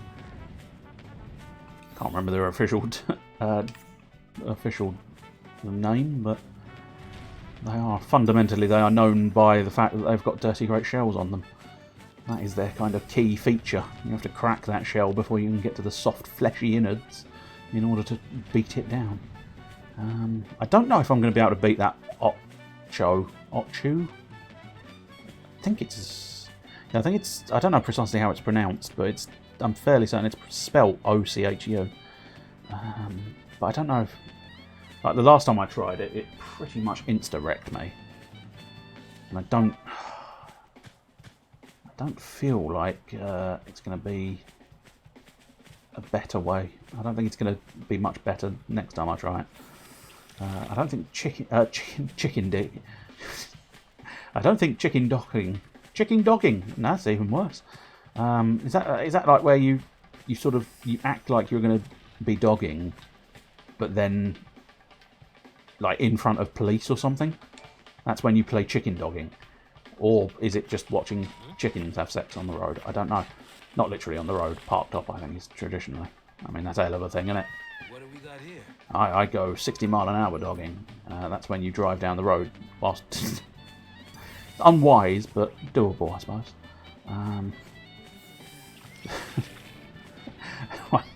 Right, let's get back on track. Chocobo digging has been around since FF9. I don't recall it in FF9, but I don't think I did much. The last time I played Final Fantasy 9, I didn't do much in the way of chocobo stuff. Plus, I drifted away again, unfortunately. I say again. I mean, I have definitely completed it in the past, but on the last occasion, I did drift away into something else because I think I got to the sort of end phase a little bit too quick, so I was drastically underleveled, and it was like, oh, So now I'm a little bit bored. I don't want to anymore, thank you. If you could stop now, please. Because the only character I had that was Eve... Oh! I reckon... Now you've said that, I recognise the minigame. Yeah. I recognise the concept of the minigame. I don't think I ever explored it that much, ever. Even when I was completing Final Fantasy IX sort of religiously. But I remember that's... I think you get... It was in one of the sort of What Culture top 10 videos, I think, at one point in the recent past. Because I think you might get one of those sort of super weapons, or possibly even a super but not so super weapon or something. I can't remember what the list was. But nonetheless, I think you have to do a lot of work in one of those mini-games to get a very limited reward. And so it's like, I'm not 100% certain it's worth the effort in that one. But I suppose arguably, I'm not great with effort in general. It's an unfortunate habit.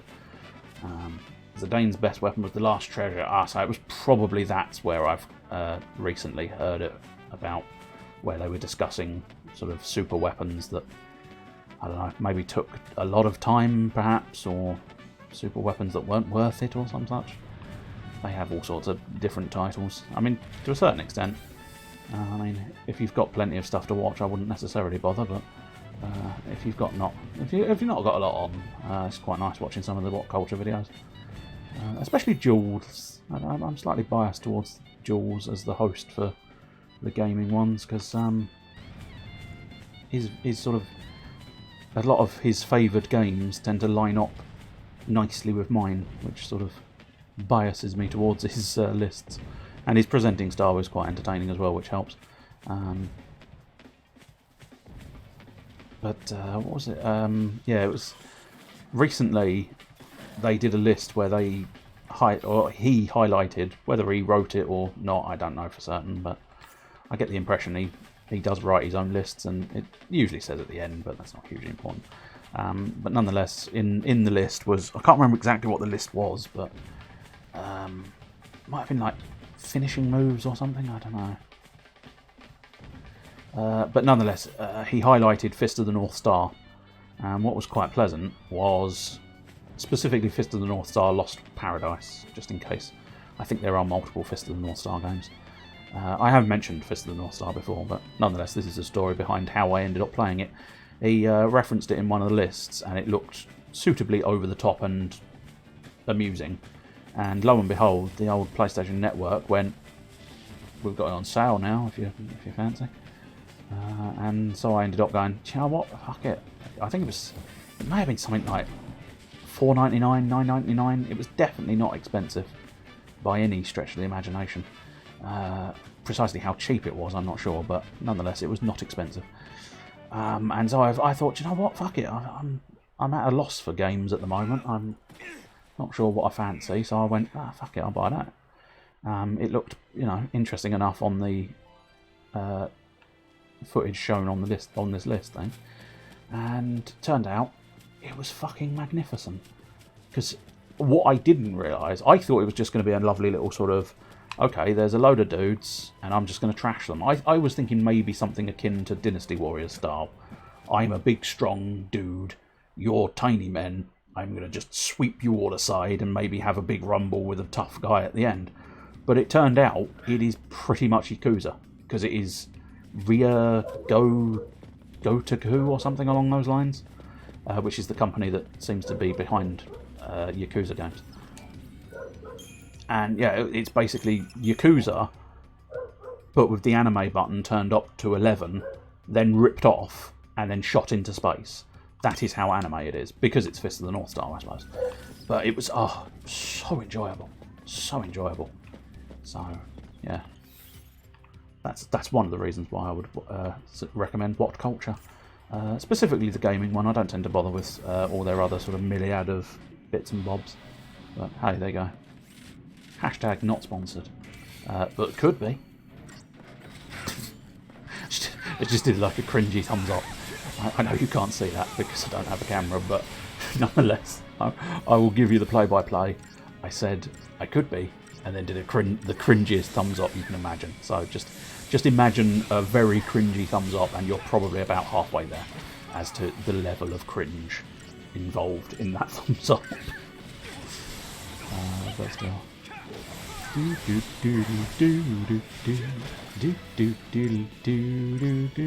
Ruin. Interesting. Probably cause it's Jazz and he is supremely magical. Oh yes he is. So when it makes no difference he will buy us. Jesus game. You are really harsh on these stars today. I don't know what I'm doing to offend it quite so much. Because it's never been this sort of like shitty about it. So yes, there we go, I was right. The Procyon are starred. The Solaris is an improved level anyway.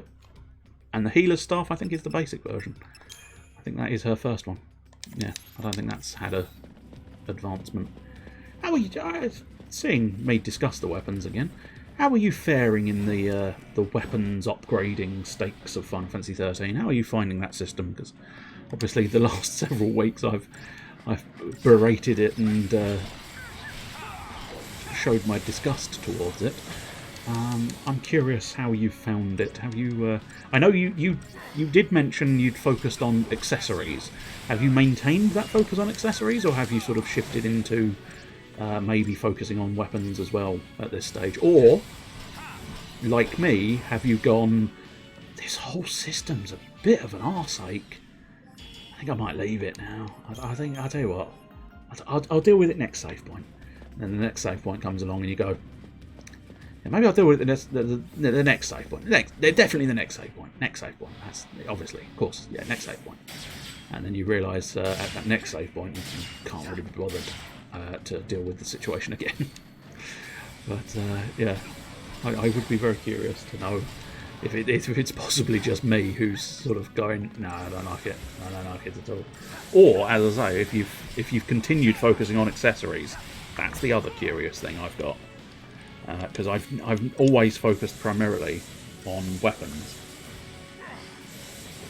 And therefore, I feel like I've possibly missed out on interesting ideas and combinations with the accessories, because I've only ever left them as bog standard. And if it's a star system, please start making sense, or I might have to murder your children. And nobody wants that. Just me. I don't want to murder your children. You don't want me to murder your children. So just make sense. Just do a just do a standard star system that makes sense. You tried focusing on Lightning's weapon exclusively to see what happens. Did that end well, or there's an interesting choice of word there, which is the word tried. Now, I don't know, I suppose that may be meaningless, that may not have been meant as a keyword there, but I don't know. My brain's picked up on that being a keyword. I tried focusing on Lightning's weapon exclusively to see what happens. And it turns out what happens is shit all. But you got us to rank 25, that's pretty good. So is that rank 25 in its basic form, or rank 25 of its sort of extended, you've stuck metal in it forms? Or some kind of ore. It's not 100% guaranteed to be metal, but I think most of the ores are meant to be. Oh, basic form, okay. So is it? It's gone up to rank 25 and not starred out. That's quite surprising. Which weapon will do? Please don't do something that both of us are going to regret doing. Oh, you haven't figured out transforming. It should just be one of your metal ores. Somewhere, well, I say somewhere online. Obviously, I wasn't able to find the Procyon's ore, but I feel like, assuming is it her basic gunblade? No, I think we're good. Windows seem to flick there, which is often a sign that it's going to die on its arse.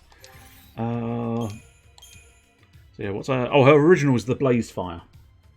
Balance, Strength, and Magic one. Oh, I don't know which one that would be. Possibly the Edged Carbine. Yeah, nowadays it's impossible for me to tell which one is is the balanced. Although I would almost suspect maybe the balance. Oh, sorry, I missed the middling statement there. Blaze Fire Saber. So yeah, I'd be surprised. Yeah. So, I mean, I'll show it. I don't think you need it shown to you, but I'll show them anyway, just on the off chance. But you should find that one of these, Millerite, and I would think by this point you've probably got at least a few of these. If you haven't, there is the shop. There should be a shop available now that sells them. Because I had to pick up spare adamantite for Snow's weapon, I believe. But yeah, you should have sort of Millerite, Cobaltite, Uranite, Perovskite. Nah. Nah. Is it tasty? Nah. Scarletite, Adamantite, all of that.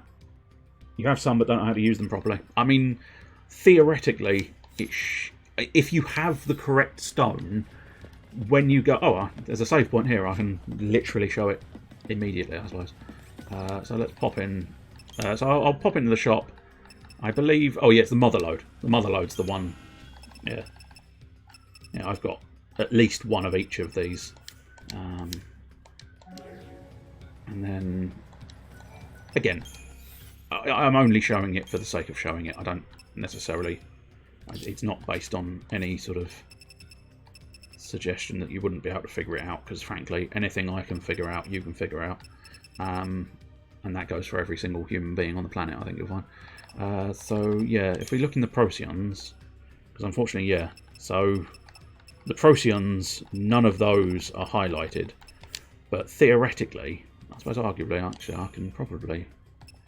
Do I want to... No. Let's focus on... Tempted to focus on the Bladed Lance, because I like Fang. But I'm not technically using Fang at the moment, so it kind of feels like it'd be stupid. Yeah, I'm wondering if maybe the... Oh, especially since that's got a bonus for 3, we might as well work on that. Paraffin oil, it's not a particularly good one. Analog circuit, I mean, it's not terrible, but... Oh, there you go, that's a tolerable one. Up to 17... I've still got a bonus of 2, so... Oh, okay, that's probably... we'll try... Whoops, no, actually do... Well, oh, fuck it, we'll put them all in. No, it's still not gotten to the star. Oh, that's disappointing. Okay. Moon blossoms, no, okay. Let's stick some shattered bone in. It's gotten a little bit of bonus. A few chipped fangs, that'll probably get me a bit more, yeah, a bit more bonus. Because I mean, truth be told, I don't even know if I do this correct. I look for sort of trying to plough in some of these lesser ones in order to ideally get sort of the higher ones with a bit bigger bonus. Whether that's precisely how you're supposed to work it or not, I do not know. Right, we've gotten up to level 20, which is surely... Oh, no, that's not. Very much not. Okay. Pop that. There we go. We finally hit the star. So, it's adamantite. So, assuming you have the metal, which you might not, which is why it might not work. But basically, at no other point in time were any of these viable to stick in the weapon. Whereas now it's starred, the adamantite is, so you can stick it in the weapon and it should just upgrade. And now I have the physician's staff, which is interesting. Now, what is intriguing there is one of the things they specify is it will actually go down in strength before going back up in strength. Whereas this one has just straight up gone up in strength. But improved cure 2 is always going to be quite a good thing. But yeah, it should pretty much be that simple. As I say, I can only assume you've perhaps not stumbled upon the correct metal for it. It might be adamantite, which means you'll want to pop into your shop, fuck around selling bits and bobs. Again, since we were discussing it earlier, we can see here, gold dust worth a shitload. So I've got a load of spare stuff now. Again, Moogle puppets and Cactua dolls you might already have at some point. Moogle puppets probably more likely. And I feel like I should sell them, but I also just, I don't know. There's something about the doll and the puppet. I just kind of want to keep them. Especially because, I suppose, I don't know. It's weird that they're up here. Because you've got these two up here, and then you've got the ores, and then you had the gold dust. Which almost makes me think those two have some alternate purpose, but I don't know what that purpose is. But yeah, if you need Adam... I might have to shut the fuck up. R&D depot. R&D depot, there we go. If you need adamantite for it, it's the R&D department. Or the depot, sorry, not department. Let's pop down R&D department. But it's expensive, which is a problem. Also dark matter. And trapezohedron. God only knows what you'd need a trapezohedron for, but hopefully I'll never find out, because that's expensive as fuck. I mean, hopefully that might assist in some fashion. But as I say, I don't suspect it was hugely necessary, but you never know. If it helps even the tiniest bit, it's well worth it. I am lost. We are heading this direction. Yeah, weirdly, that star. I don't fully understand this star. Maybe there's a secret passage.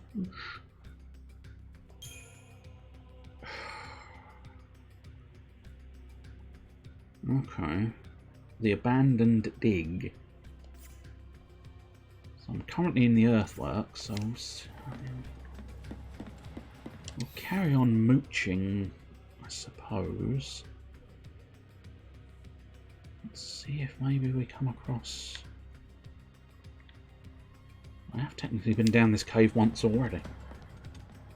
Oh, well, that is unfortunate. But yeah, I mean, most of what I said is probably something you'd be able to figure out. So it's not too bad. But yeah. I mean, most of the time it's sort of just have a go. And I you know, the God's honest truth is I don't even know if I'm doing it perfectly, correctly. I get the feeling if you look up a guide, they can probably say, you know, there's probably a nice guide out there somewhere that literally goes, right, you should upgrade this weapon. It is the best weapon to upgrade. And the way you upgrade this weapon is you place 6 of this specific item in, then you place 5. Oh shit, I just died. Oh, that's... No, I didn't. I lived. I lived, I died. I died, I lived. I don't know. I'm confused. I'm embarrassed. That's something where every now and again I've done the raids into the GTA role-playing. Something Luke Kempner. I don't know if you've ever heard of Luke Kempner. He's a comedian, does the circuits a bit. Does impressions, I think, a lot as well.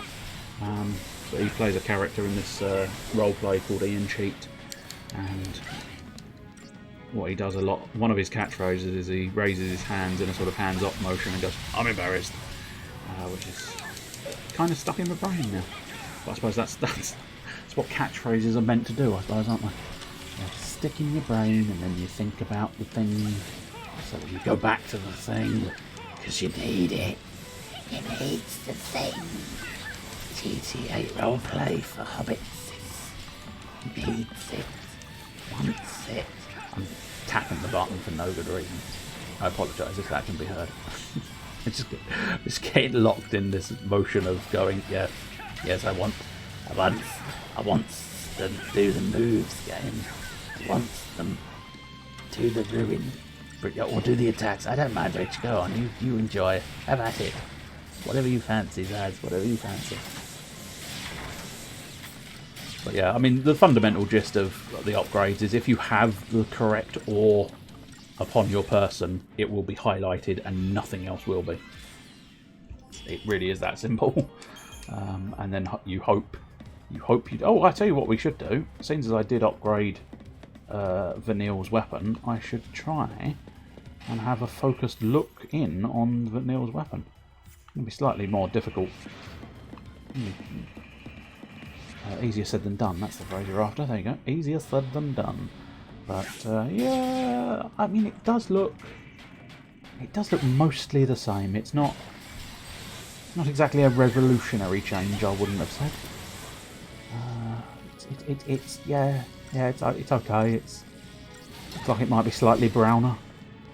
I don't know. Is that a benefit to doctors? If a doctor's stick is slightly browner, it probably means he's stuck it somewhere you didn't want him to stick it. But no, I don't know. It's actually not a very good change, to be honest. It's just made me sort of go a little bit like, I mean, that's it's an adjustment, isn't it? I suppose arguably the reason I upgraded it was basically to get it to be an improved healer. Which is where, again, Vanille is, because I've given her that weapon, and because I've now upgraded that weapon, Vanille has pretty much now just gone, I am healer. And the boy's like in the background going, I can heal as well. Yes, but I have improved healing. I don't have improved healing. Yeah, I didn't think you did. Jog on, boy. I'm the healer of this group. So, yeah. With the extra heal buff. I can't remember exactly what it does. I think it's just a straight up. Your cure magic does more. I will double check that in a moment. I will have a look. Have a look and see what all we can do. Yes, and bang.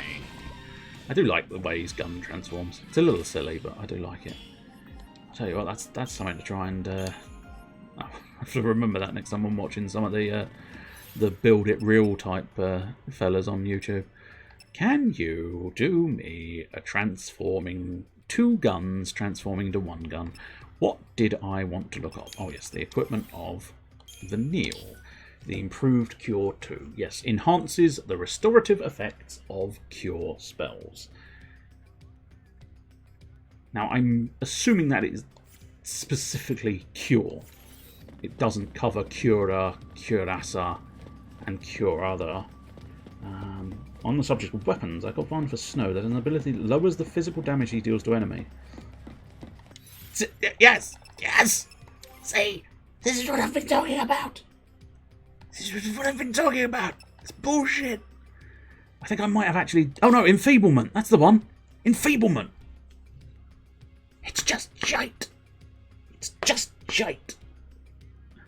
Staggerlock and Enfeeblement. They are just shite.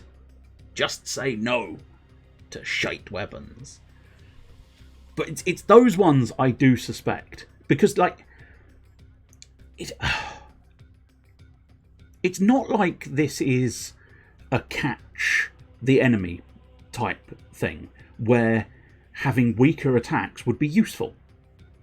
It's not one where... That's literally the only reason I can think of to have weaker attacks. When you need to capture an enemy. But yeah, it's on the surface, it is just garbage. And that is exactly what I've been saying on these weapons. There has to be a reason for that weapon to exist, right? There has to be something. And I do wonder if you did go to the effort of upgrading it, you would suddenly have it go from enfeeblement to super strength. And it would end up... Because it wouldn't be... Like... The problem is, especially here, is I don't even think... Now, I can't tell because it doesn't give me... What would be very helpful... I suppose I can do it in the shop, but elsewhere I can't. But what would be quite helpful is if I could see its base stat improvements. Because if I could see those, I could judge it a little bit better. But it's clearly not... Because it's lowering both... So it's lowering the strength by about 100. And lowering the magic by, give or take, 100. So it's lowering both by about 100, which is... No. If it reduced my strength to like 0, but then versus a level 13 Solaris, it was actually still buffing my magic, I'd understand it. Because it's like, okay... Lovely. It means this is a Ravager weapon. You never use him punching ever again. You just use it for ravaging. Looking at it, it did raise his magic by a lot. Okay, maybe then. But well, Now, see, this is linking back to my issues with the upgrade system, because I feel like I'm too far invested into the Solaris to change out to something else now, because it's now just going to be a sort of a loss of stats, and because I've put a load of stuff into the Solaris, it doesn't feel hugely worthwhile losing those stats in order to then put a load more stuff into this new one in the hope that it proves to be better. So, yeah, a mixture of enfeeblement just does not sound like a good thing, / I've already put a shitload of stuff into another weapon. I feel like in this game, you kind of get into this lock of, I've declared the weapon I'm using because I've upgraded it, and now I will use no other weapon. And that's not great, but that's what it feels like because of the upgrade system. It doesn't feel like the upgrade system encourages you to chop and change weapons. It feels very much like you've started down this path. Congratulations. It's a reasonable path, but it's also a path that you're not escaping from anymore. Aha! Maybe. No? Aha. Okay, there is a... Interesting. Now, how does one... How does one? How does one? How does one? How does one? How does one? How does one? How does one? Because I feel like there is a way. I feel like it's a... it feels like it must be something. Something to do with Atomos. I'm not sure. That's why I wish you got more gil, because it would encourage more. Yes! Because if you had a lot more gil, you could perhaps afford to splash your cash around and start going, fuck it, I'll just upgrade this weapon in the background. I'll keep using the one I've already started, and I'll upgrade this one in the background, and once it surpasses this one, marvellous. I suppose there is a possibility, and it's one of those ones where I don't necessarily want to... Again, I'm discouraged. A lot of it is some of these... Oh, okay. Okay, well, he's found a button. He's found a button. He's found a button.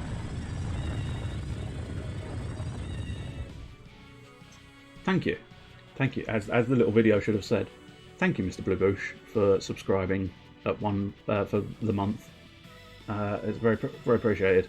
But yes, you have now revealed, of course, that there is indeed subscriptions available. Because yes, I reached the marker. I reached the little marking stone the other day, and I haven't got much available at the moment. There are technically, being that you've subscribed there, you do now have the head emote. My little head graphic emote you should have available to you. And I mean, that's about it. Truth be told, I haven't really gotten anything else available at the moment. It only happened the other day. There's no point in having hats. Unless I found out some fancy way of putting a hat on the stream just randomly. But I don't do cameras, so not hugely worth having a hat. But I do plan on getting the sound alerts thing sorted through. And there's a couple of little bits and bobs I plan on doing. I'm going to have a look at that trigger fire now, but pretty much the only thing I really had time to do was... because it's interesting, if you may have noticed, you may not have noticed, but last night you did ask specifically, I think, you specifically went, Mr. Dragonfan, what are you up to now? And you may have realised I didn't answer that question because I was working on getting the emotes up and running to a sort of tolerable state. They're not 100% perfect because they are sort of, because I've done them as automatic scaling, they do blur out a little bit when they go to the really tiny state. But yeah, that's because what you need to do is you need to work at their sort of that's many of my head. That is many a head. But yeah, I think subscription 1 is the head standard box standard head with a little. It's got a little white halo because it looks better on the dark side of stuff. And good. Oh, I'm afraid on that one there's nothing. Oh wait, what's that? That's the wrong. It's the wrong thing entirely. I don't know what that was, but thank you for the bits. I don't know precisely what that gets me, but it's lovely to have. It's delightful. I don't know what the video it was playing was. No, I don't know. Whatever it was definitely the wrong one because it was my Mario, or was it? No, I don't know. I missed it. I would be cheeky and say donate some more so I can see the video. No, don't do that. I can look at it myself in all the settings. But and welcome, Daedalus. Welcome. Thank you for attending. We're almost wrapping up in fairness actually, but your attendance at any point in time is delightful to behold. So ahoy to you two. I was distracted. Was it tier 2? Tier 2 I think was the bat head. Yes. Oh, there we go. You have. You shouldn't have. Yeah, that's the Mario one. Why is that the Mario one? That's weird. That's very weird. Now, Butternut. Do you want to take this one or shall I? Because Daedalus, he needs a bit of a Final Fantasy beating now. Slightly triggered. It's not Final Fantasy 14. I'll let Butternut slap you. I give you full permission. Did he need your permission? No. But I give you full permission. But yes, watching me and playing FF14 at the same time, I don't blame him. It's not 14. Not bloody 14. It's 13. 13. How dare you?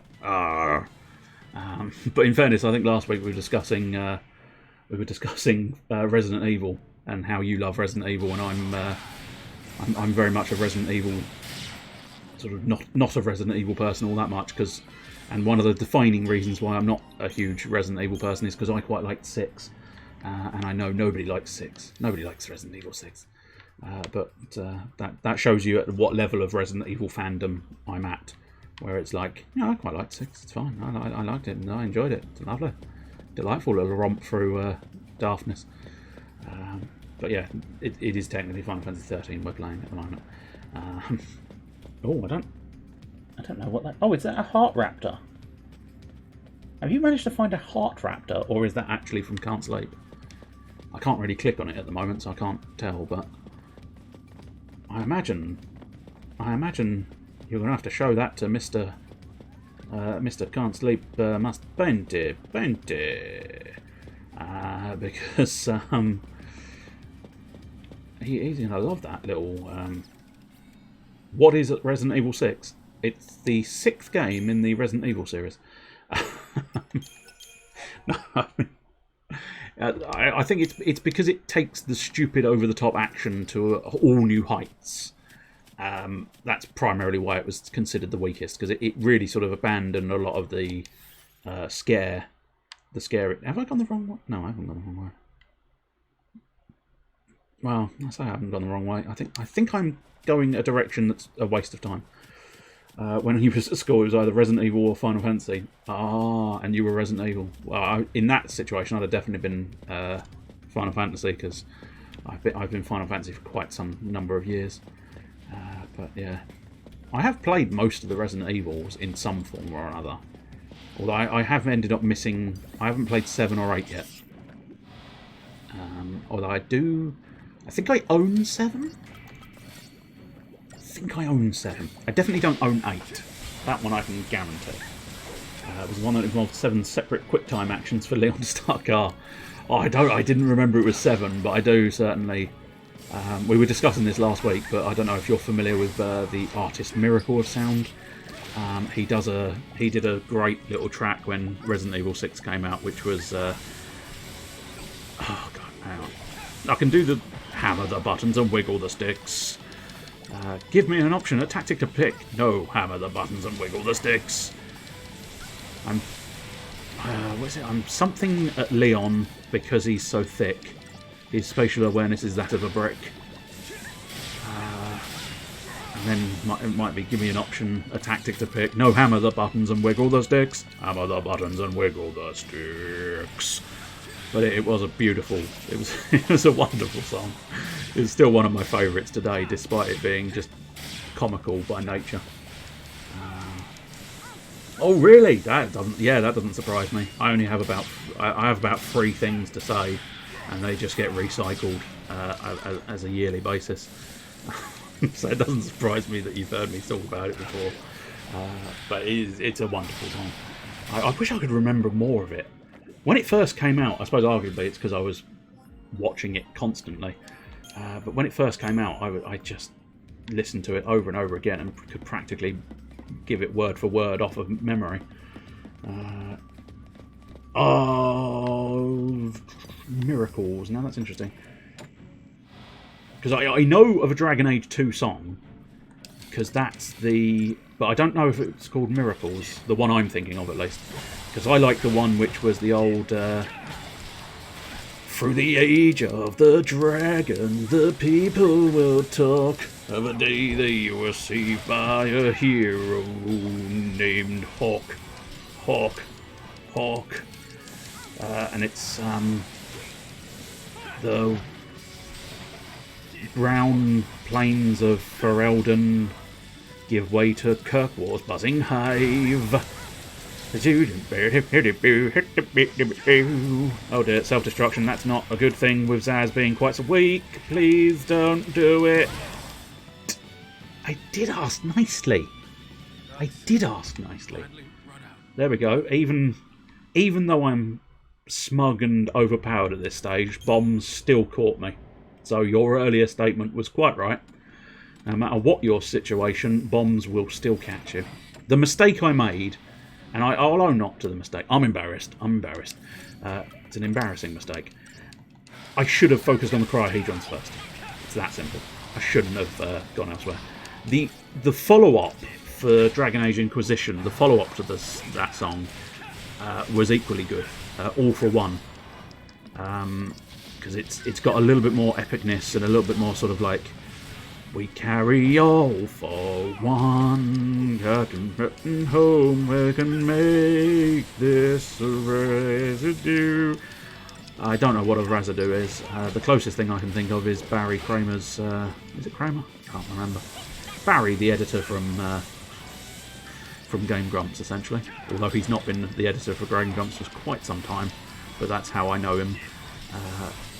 It's his username, Razadoop. But yeah, no, the All for One, I think it's All for One, or All in One, All for One, All in One, something like that. That follow-up I thought was the better of the Dragon Age songs, mostly because it features a little bit of the riff of... it features a little bit of the riff from the Hawk song, and that worked really nicely. So it became this slightly more epic song with this sort of back reference to his previous one. Big Spiky Ball's our problem. That's a sentence, isn't it? Big Spiky Ball, our problem. They're a big problem if they explode all over you. It is an issue. Now, see, I do just like Inquisition. I found because what I found was it was quite a nice. I felt it balanced between the first 2 games. So the first game was pretty awesome. I mean, there's no real negative to the first game, but it was very big, very expansive, and on some occasions very, very difficult as well.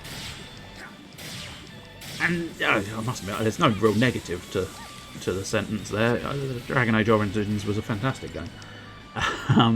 But then the second one did sort of bring it far, sort of closer down, and like it was smaller dungeons, smaller areas, slightly fancier graphics, and more sort of emphasis on these sort of one smaller party, I think, potentially smaller potential parties, and more focused in on the characters a bit more, I think it felt like to me anyway.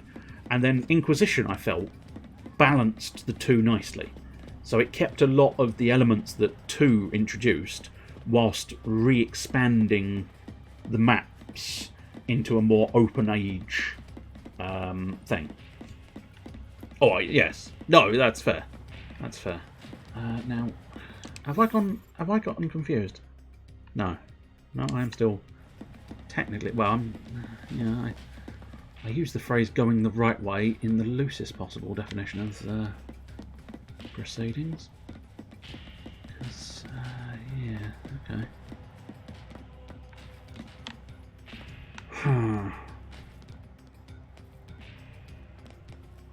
How does one get over there? Is one supposed to get over there? One doesn't know.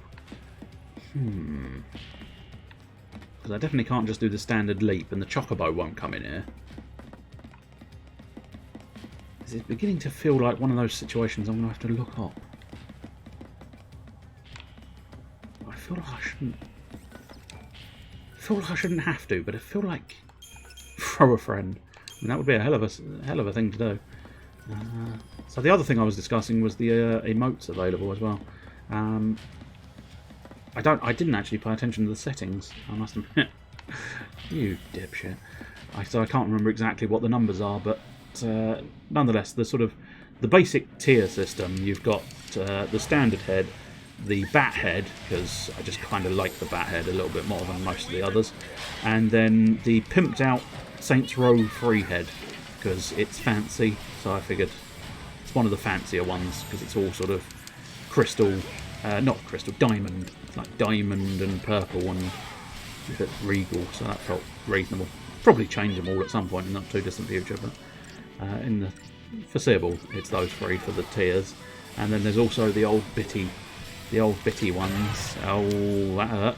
That hurt a lot. Oh no, that really hurt. Okay, that's that. Yep, no, that's issues. No, Libra is not going to help me revive a person.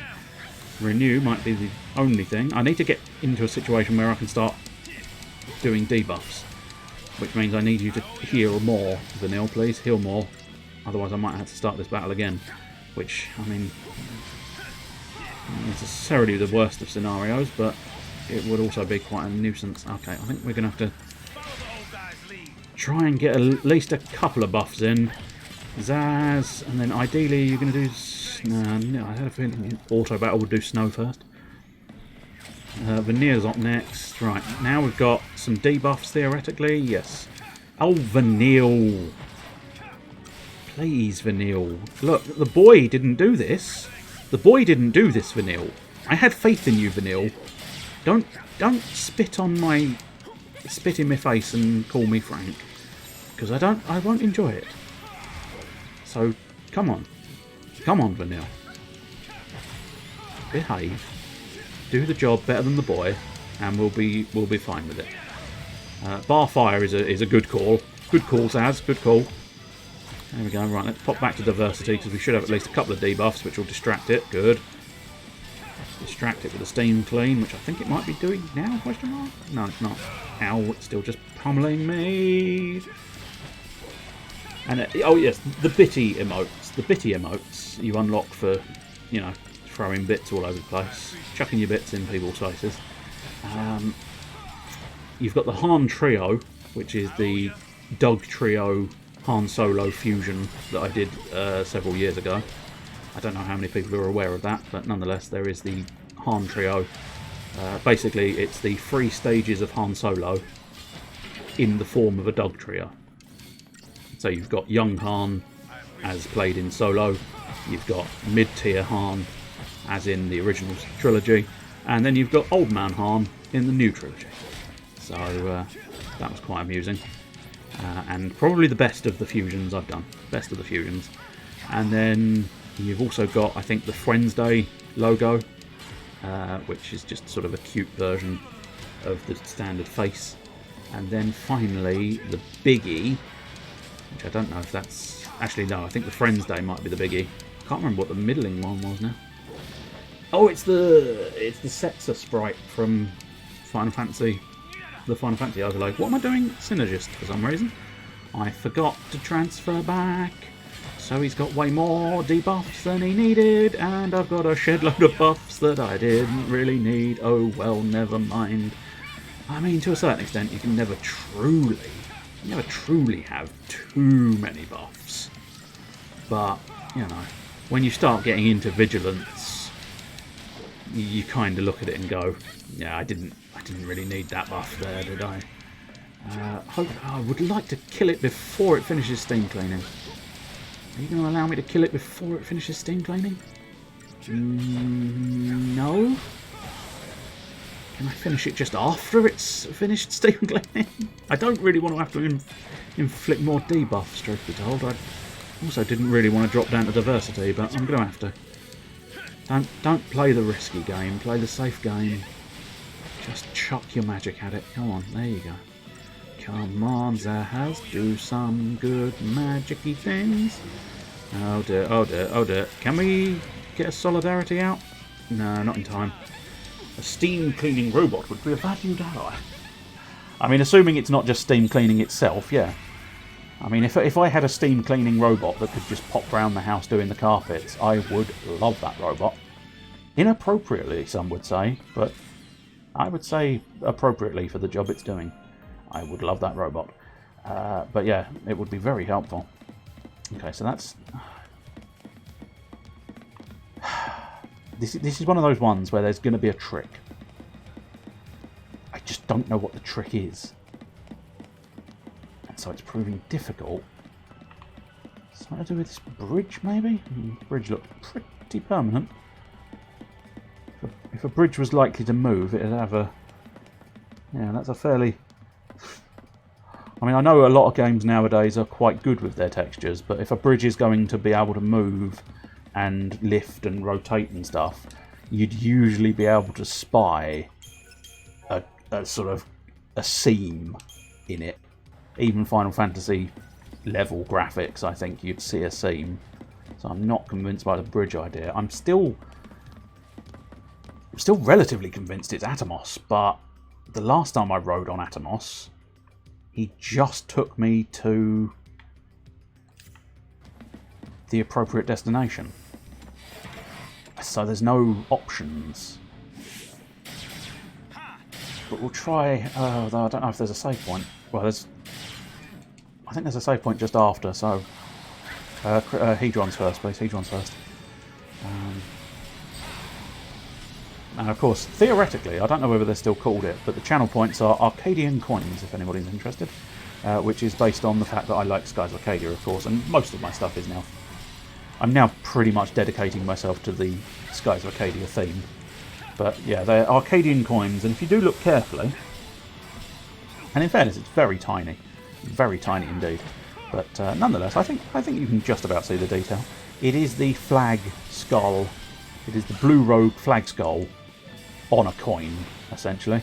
And so you can collect Arcadian coins. And then you can redeem Arcadian coins for no good reason at the moment, because there's not much setup. There's the bog standard ones that come with the setup, I think, but you know, you can unlock an emote if you want to. You can modify an emote. So if you get the coins to mod an emote, what's quite good is, of course, the head graphic. Not fully intentional, but nonetheless quite well done. The sunglasses adjustment. If I don't know how how familiar with the idea of modding emotes you are, but nonetheless you can, if you drop into that rewards. Most people have this available, if not every single person. So any other streams you're in, you can do this, because we had quite a lot of fun putting weird stuff on Can't Sleep's Chopper. He's very agreeable, that man. He's very agreeable. Highlight my message. There you go. That's one. That's a standard one, as usual.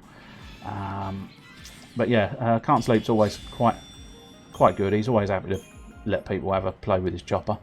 And what you can do is you can put like a unicorn horn on his chopper and a feather boa if you really wanted to. But, but what's quite amusing is the sunglasses do line up surprisingly well. But as I say, it makes a degree of sense. It's a head, and the sunglasses are designed to go where, you know, the eyes would be on a normal head. But obviously some emotes are better suited to it than others. And that head graphic of mine happens. Oh dear, that's not good news, seeing it stutter. But the head graphic does just happen to line up really rather nicely, which is quite pleasant. So yes, it's interesting. It was, I think it was the Thursday one that just seemed to tip it over into the sort of average of 3, and then sort of Friday. Oh, did I actually finish the tale? But I mean, it's not exactly the most complex tale. When I was in your stream last night, Blue Bush, you said, "What are you doing?" I didn't answer. It was because I was working on the emotes. I think I did actually get to the end of the story, but I've got such a habit of waffling on in a ridiculous and unfathomably boring fashion. It tends to sort of... I mean, fuck me, my own brain tends to zone out and go, yeah, no, I'll just let the mouth carry on and just think about other things. Cheese. Lovely bit of mature cheddar, yeah. So, I don't know the effect my tedious nature has on other people. If I can't be bothered to listen to what I have to say, I can't imagine most other people can. But yeah, I intentionally sort of left that as a bit of a blank, so I partially apologise for sort of blanking your question there last night, but it was because I was planning on keeping it under wraps for a little bit. I am slightly surprised because I wasn't convinced you were going to pop in today, because you said you were family business, business with the family. The old head of the family was there, and you had to take out someone, I think, didn't you? The head of the family came down and said, "Blaboosh, I want you today to take him out for a lovely day. I don't mean murder him, I just want you to take him out for a lovely day." So I wasn't sure you were going to turn up, but somehow, some way, some miracle of miracles, you turned up, and the first thing you must have spotted was the subscription button. So I do thank you again for that. I'll probably keep thanking you until you're bored of being thanked. That's generally the way these things work. But still, I'm quite pleased. You were still watching the intro advert. Oh, right, blimey.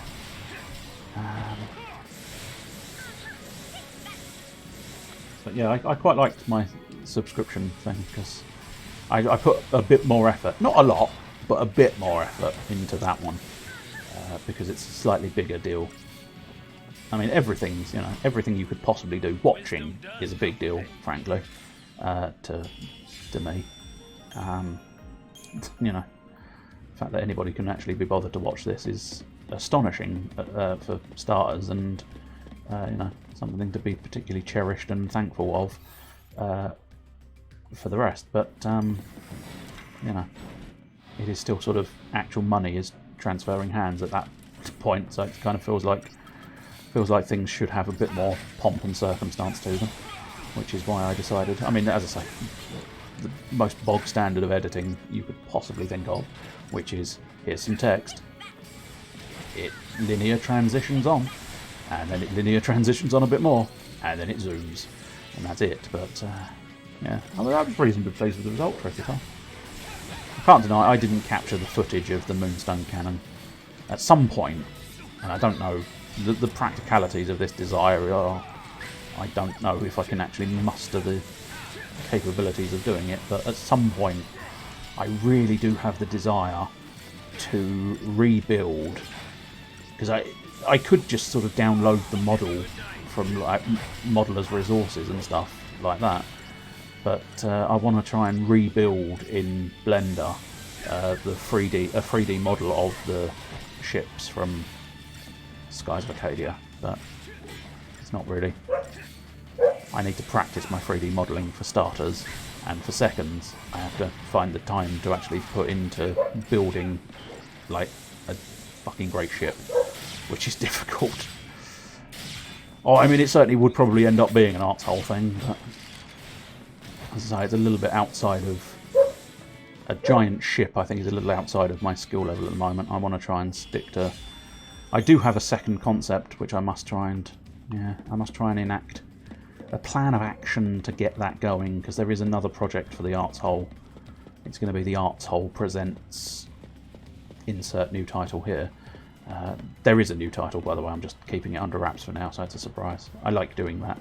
There's no real point to it. I just like doing it. I just like keeping everything as in. You know, I like keeping people in suspenders, because frankly, it's very difficult to run away if you're wearing suspenders. Go on, try it. Try it. Maybe don't use insert. Yeah, that's true. That's true. When you're discussing the arts hole, maybe don't use the word insert. It is an inconvenient one. Right, yeah, bored Atomos. Yes. Will you be willing to take me somewhere else, Atomos? This is what's bugging me, I swear. A lot. I mean, I swear far too much, but I also swear that there was a way to get Atomos to move elsewhere. I just don't... Yeah, I'm not seeing it. What I'm going to do is I'm going to save it, and then I'm going to just pop... Whoops, no, not a new save place. You swear? Yeah, like a sailor. Like a sailor who's just trapped his knackers in the stern... I don't know what. In another stern sailor, perhaps. I don't know. I went too far. I've trapped my nuts in a stern sailor. A stern sailor now. Swearing's good for you. On occasion, I think it is. Yes, you're quite right. If you're referring to the idea of... there is that principle that when you do, like, stub a toe or something, if you do swear, it's been, I believe... Never quote me on anything, because it's usually bullshit. Or it's usually approximately the correct information, just never quite the full-on correct information. I think I may have just cracked my problem. They say we look around for a bit. Yeah. Now that's unfortunate, because now I'm stuck in a place... Oh good, there is a save point. But I have cracked the problem. All you had to do was go the opposite direction on Atomos. So, yeah. There you go. Darn. That is a surprisingly large volume of Arcadian coins you've got there. But I don't know, to a certain extent I'd probably suggest saving them until I actually have anything worth redeeming. Right, let's pop through the Crystarium.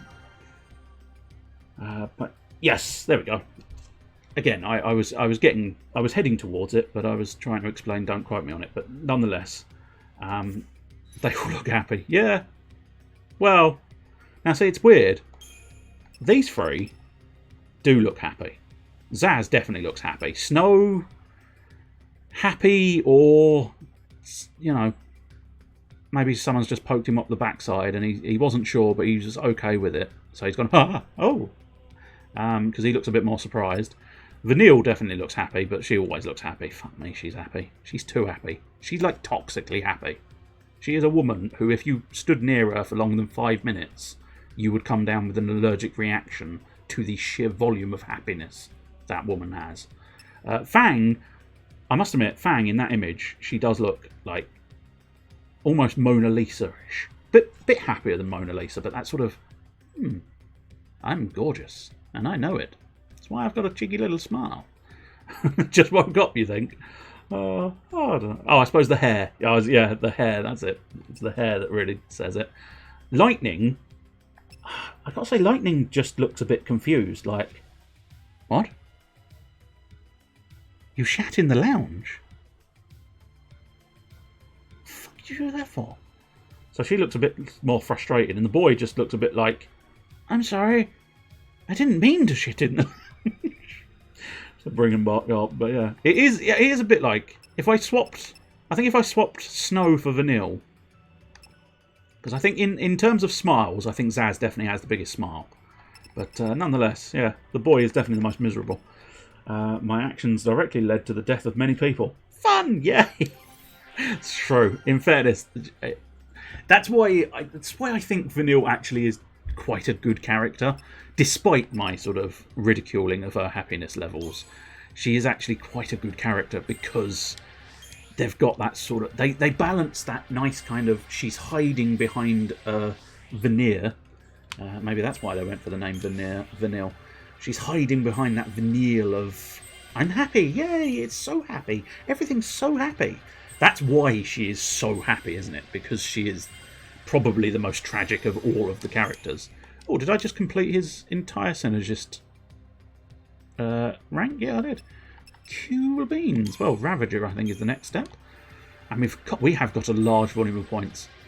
3 hours, and I feel like I've racked up quite a lot of points in the Crystarium. Although still not quite enough, because we are still looking at... I thought it was a lot when I started, and then it very quickly dawned on me that actually, no, I'm chucking 10,000 at this bloody meter per time I'm doing it. So it's not quite as...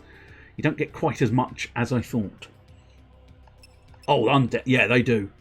And I think where those tragedies overlap and where the sort of relationships overlap, I think is where the strength of this game lies.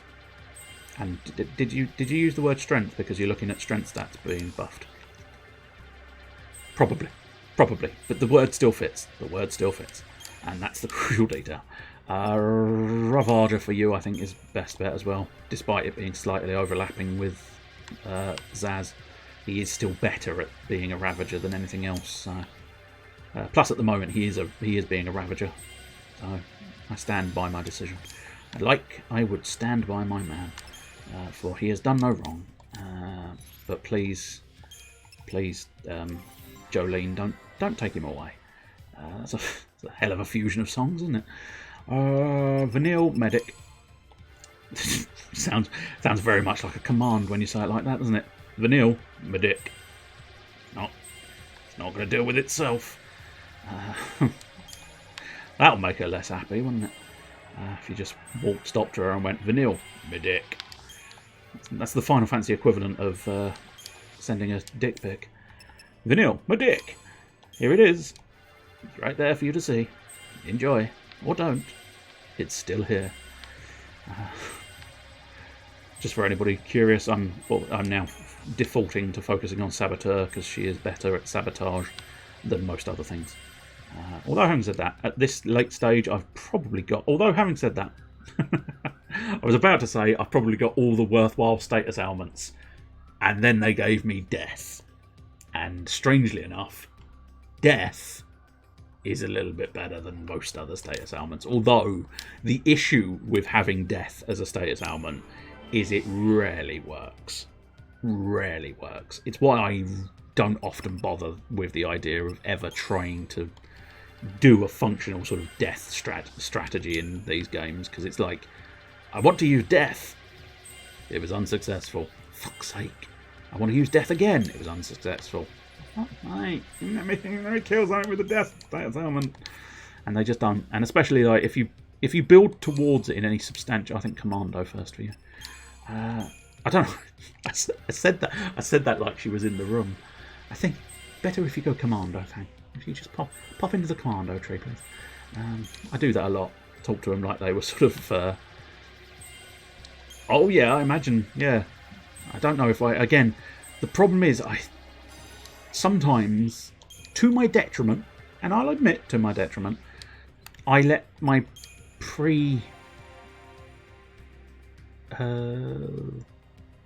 prejudices? Not quite what I was after, but... Preconceptions. Yes, preconceptions. That's the word. Is that a word? I think it's a word. Fairly certain it's the word I was after. I let my preconceived notions, there you go, that's definitely the words I was after, I let my preconceived notions get the better of me sometimes. And it's like, because in the past I have found that death has felt useless, I often just let myself go, yeah, death is useless here as well. In newer RPGs. Oh, now that's quite a good sounding one. The Army of One. Just unleash a flurry of blows. Chain bonus effect varies by situation. I don't know what situation requires Army of One, but again, I don't know whether I classify this as a detriment to the game or a sort of indifference, perhaps. I don't know, is the honest truth. But the fact that most of the abilities you unlock, they're automatic. Once you unlock them, they just exist. There's no... shall we do... Yeah, I think Synergist is probably his better first focus. Then Medic, then Ravager for him. But yeah, like, a lot of them aren't active abilities, so it's not like you can do them. It's not like you can turn them on and they happen. They're automatically. They automatically happen. If they can happen, they will happen. And I don't know... I suppose it's all intermingled with that the automatic nature of this game is perhaps a little too high. I feel like maybe if perhaps maybe, I don't know, but I suppose the issue with the idea of saying maybe if you had to do something to get these things to trigger, the problem with that sentence is that inevitably ends up being it'll be a QuickTime event. It'll be a timed button push. And then it's like, is that much worthwhile? And it's kind of like you do look at it and you go, no, actually it's gonna engage you a little bit more, but not necessarily in the best way. So you'd want to try and figure something better than that out, maybe. I don't know. But either way, most of the abilities you unlock are automatic. So Army of One, I don't have to concern myself with actually doing it. I suppose you have to perhaps concern yourself with setting up the scenario with which it will trigger. But that's about it. And with all the auto battle system, the scenario will hit at some point. You don't have to. It's not like I tapped the microphone. That may have been an unpleasant noise. Or very pleasant noise. Depends on your feelings, I don't know. But anyway, the automatic nature of the battles in this game, I don't know. So many sort of good points, bad points about the automatic nature of this game that, well, we have seen. I can very much be like, I can talk about Final Fantasy XIII's benefits and negatives. Oh shit, how do I get out of here like that? For several weeks in a row. It's and the reason why I know that is because I have, for better or for worse. Anyway, there we go. If anyone was wondering, I triple saved it and I put it away. I don't know if people spotted that. FF12 strength was being able to kick back after setting up your party in just the right way. That's an interesting one, of course, because with that one, it is very much behind the scenes. You work things out, you fix things, you find the right. God, what are they called? Oh, bugger me. Or don't. I mean, it's your choice. But God, I'm sure I know the word, but the whole system, gambits. Was it gambits? They used the word gambit. I think it was all gambit system, and that sort of made up the system. And yes, you're quite right. In the battle, it is very much about getting the paradigms right. And I do. I like them both. I like them both as well. In fairness, if we track through your comments there, we've basically got all games I like. FF10, FF12, FF13. You've gone 10, 12, 13, all in a row there. On my screen, at least, all in a row. A beautiful arrangement of fantastic Final Fantasies. I suppose that would be FFFs, as opposed to BFFs. Right, anyway, let's work out what we're doing, which is basically putting it away, but there's the inevitable sort of ramblings. Oh, I think that might be perfect. Yes, In fact, I think that's going to be a perfect fit. There may be some noise in a moment. No, I got there first. No, that's fine. I don't care. Oh, he's been going for 30 minutes, so he's unlikely to go off anytime soon. And yes, I mean, it's dinner time for me as well, so I don't blame you for popping off at dinner. Of course, now I do have that capability of going, join me on the raid, yet learn your channel points. So there is that thing. But yeah, what we'll do is, if I can find him, where is he gone? He should be fairly close to... Oh, there he was. There we go. We'll pop into Mage Masher, who also plays Final Fantasy 2. He also plays Final Fantasy. Currently, he is playing Final Fantasy 2, which is one of the older ones, and I haven't played in ages, and I really ought to. He also has a delightful overlay. Do feel free to specify that to him. You don't have to do that. But anyway, we'll pop in there and start that, and yeah, I don't know if I'll do anything for the Arts Hole Monday. Maybe not. Don't know. Depends on what happens over the weekend. But we'll certainly be back Wednesday for some more, probably hodgepodge of hilarity, where I just do some random games. But there is, for anybody who's joined the Discord, I will just link it there for anybody interested. For anybody who has joined the Discord, there is a channel, Friends Day. If you do have a game you fancy playing on Friends Day, do feel free to highlight it, and we can arrange it on the Wednesday afternoon and try and do that.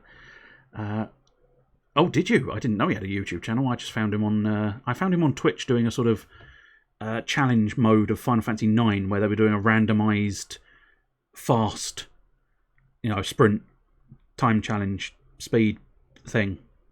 Figure out the correct phrasing and use it yourself, because I'm running out of time. So yes, Hodgepodge or Friends Day on Wednesday, and then Thursday is the standard Dragon Quest Builders 2, followed by a little bit of This War of Mine, and then we'll be back on SaturJay for SaturJay RPG. Anyway, here goes the raid. I'm going to say cheerio, then I'm going to raid, then I'm going to turn it off. Then I'm going to eat. Cheerio.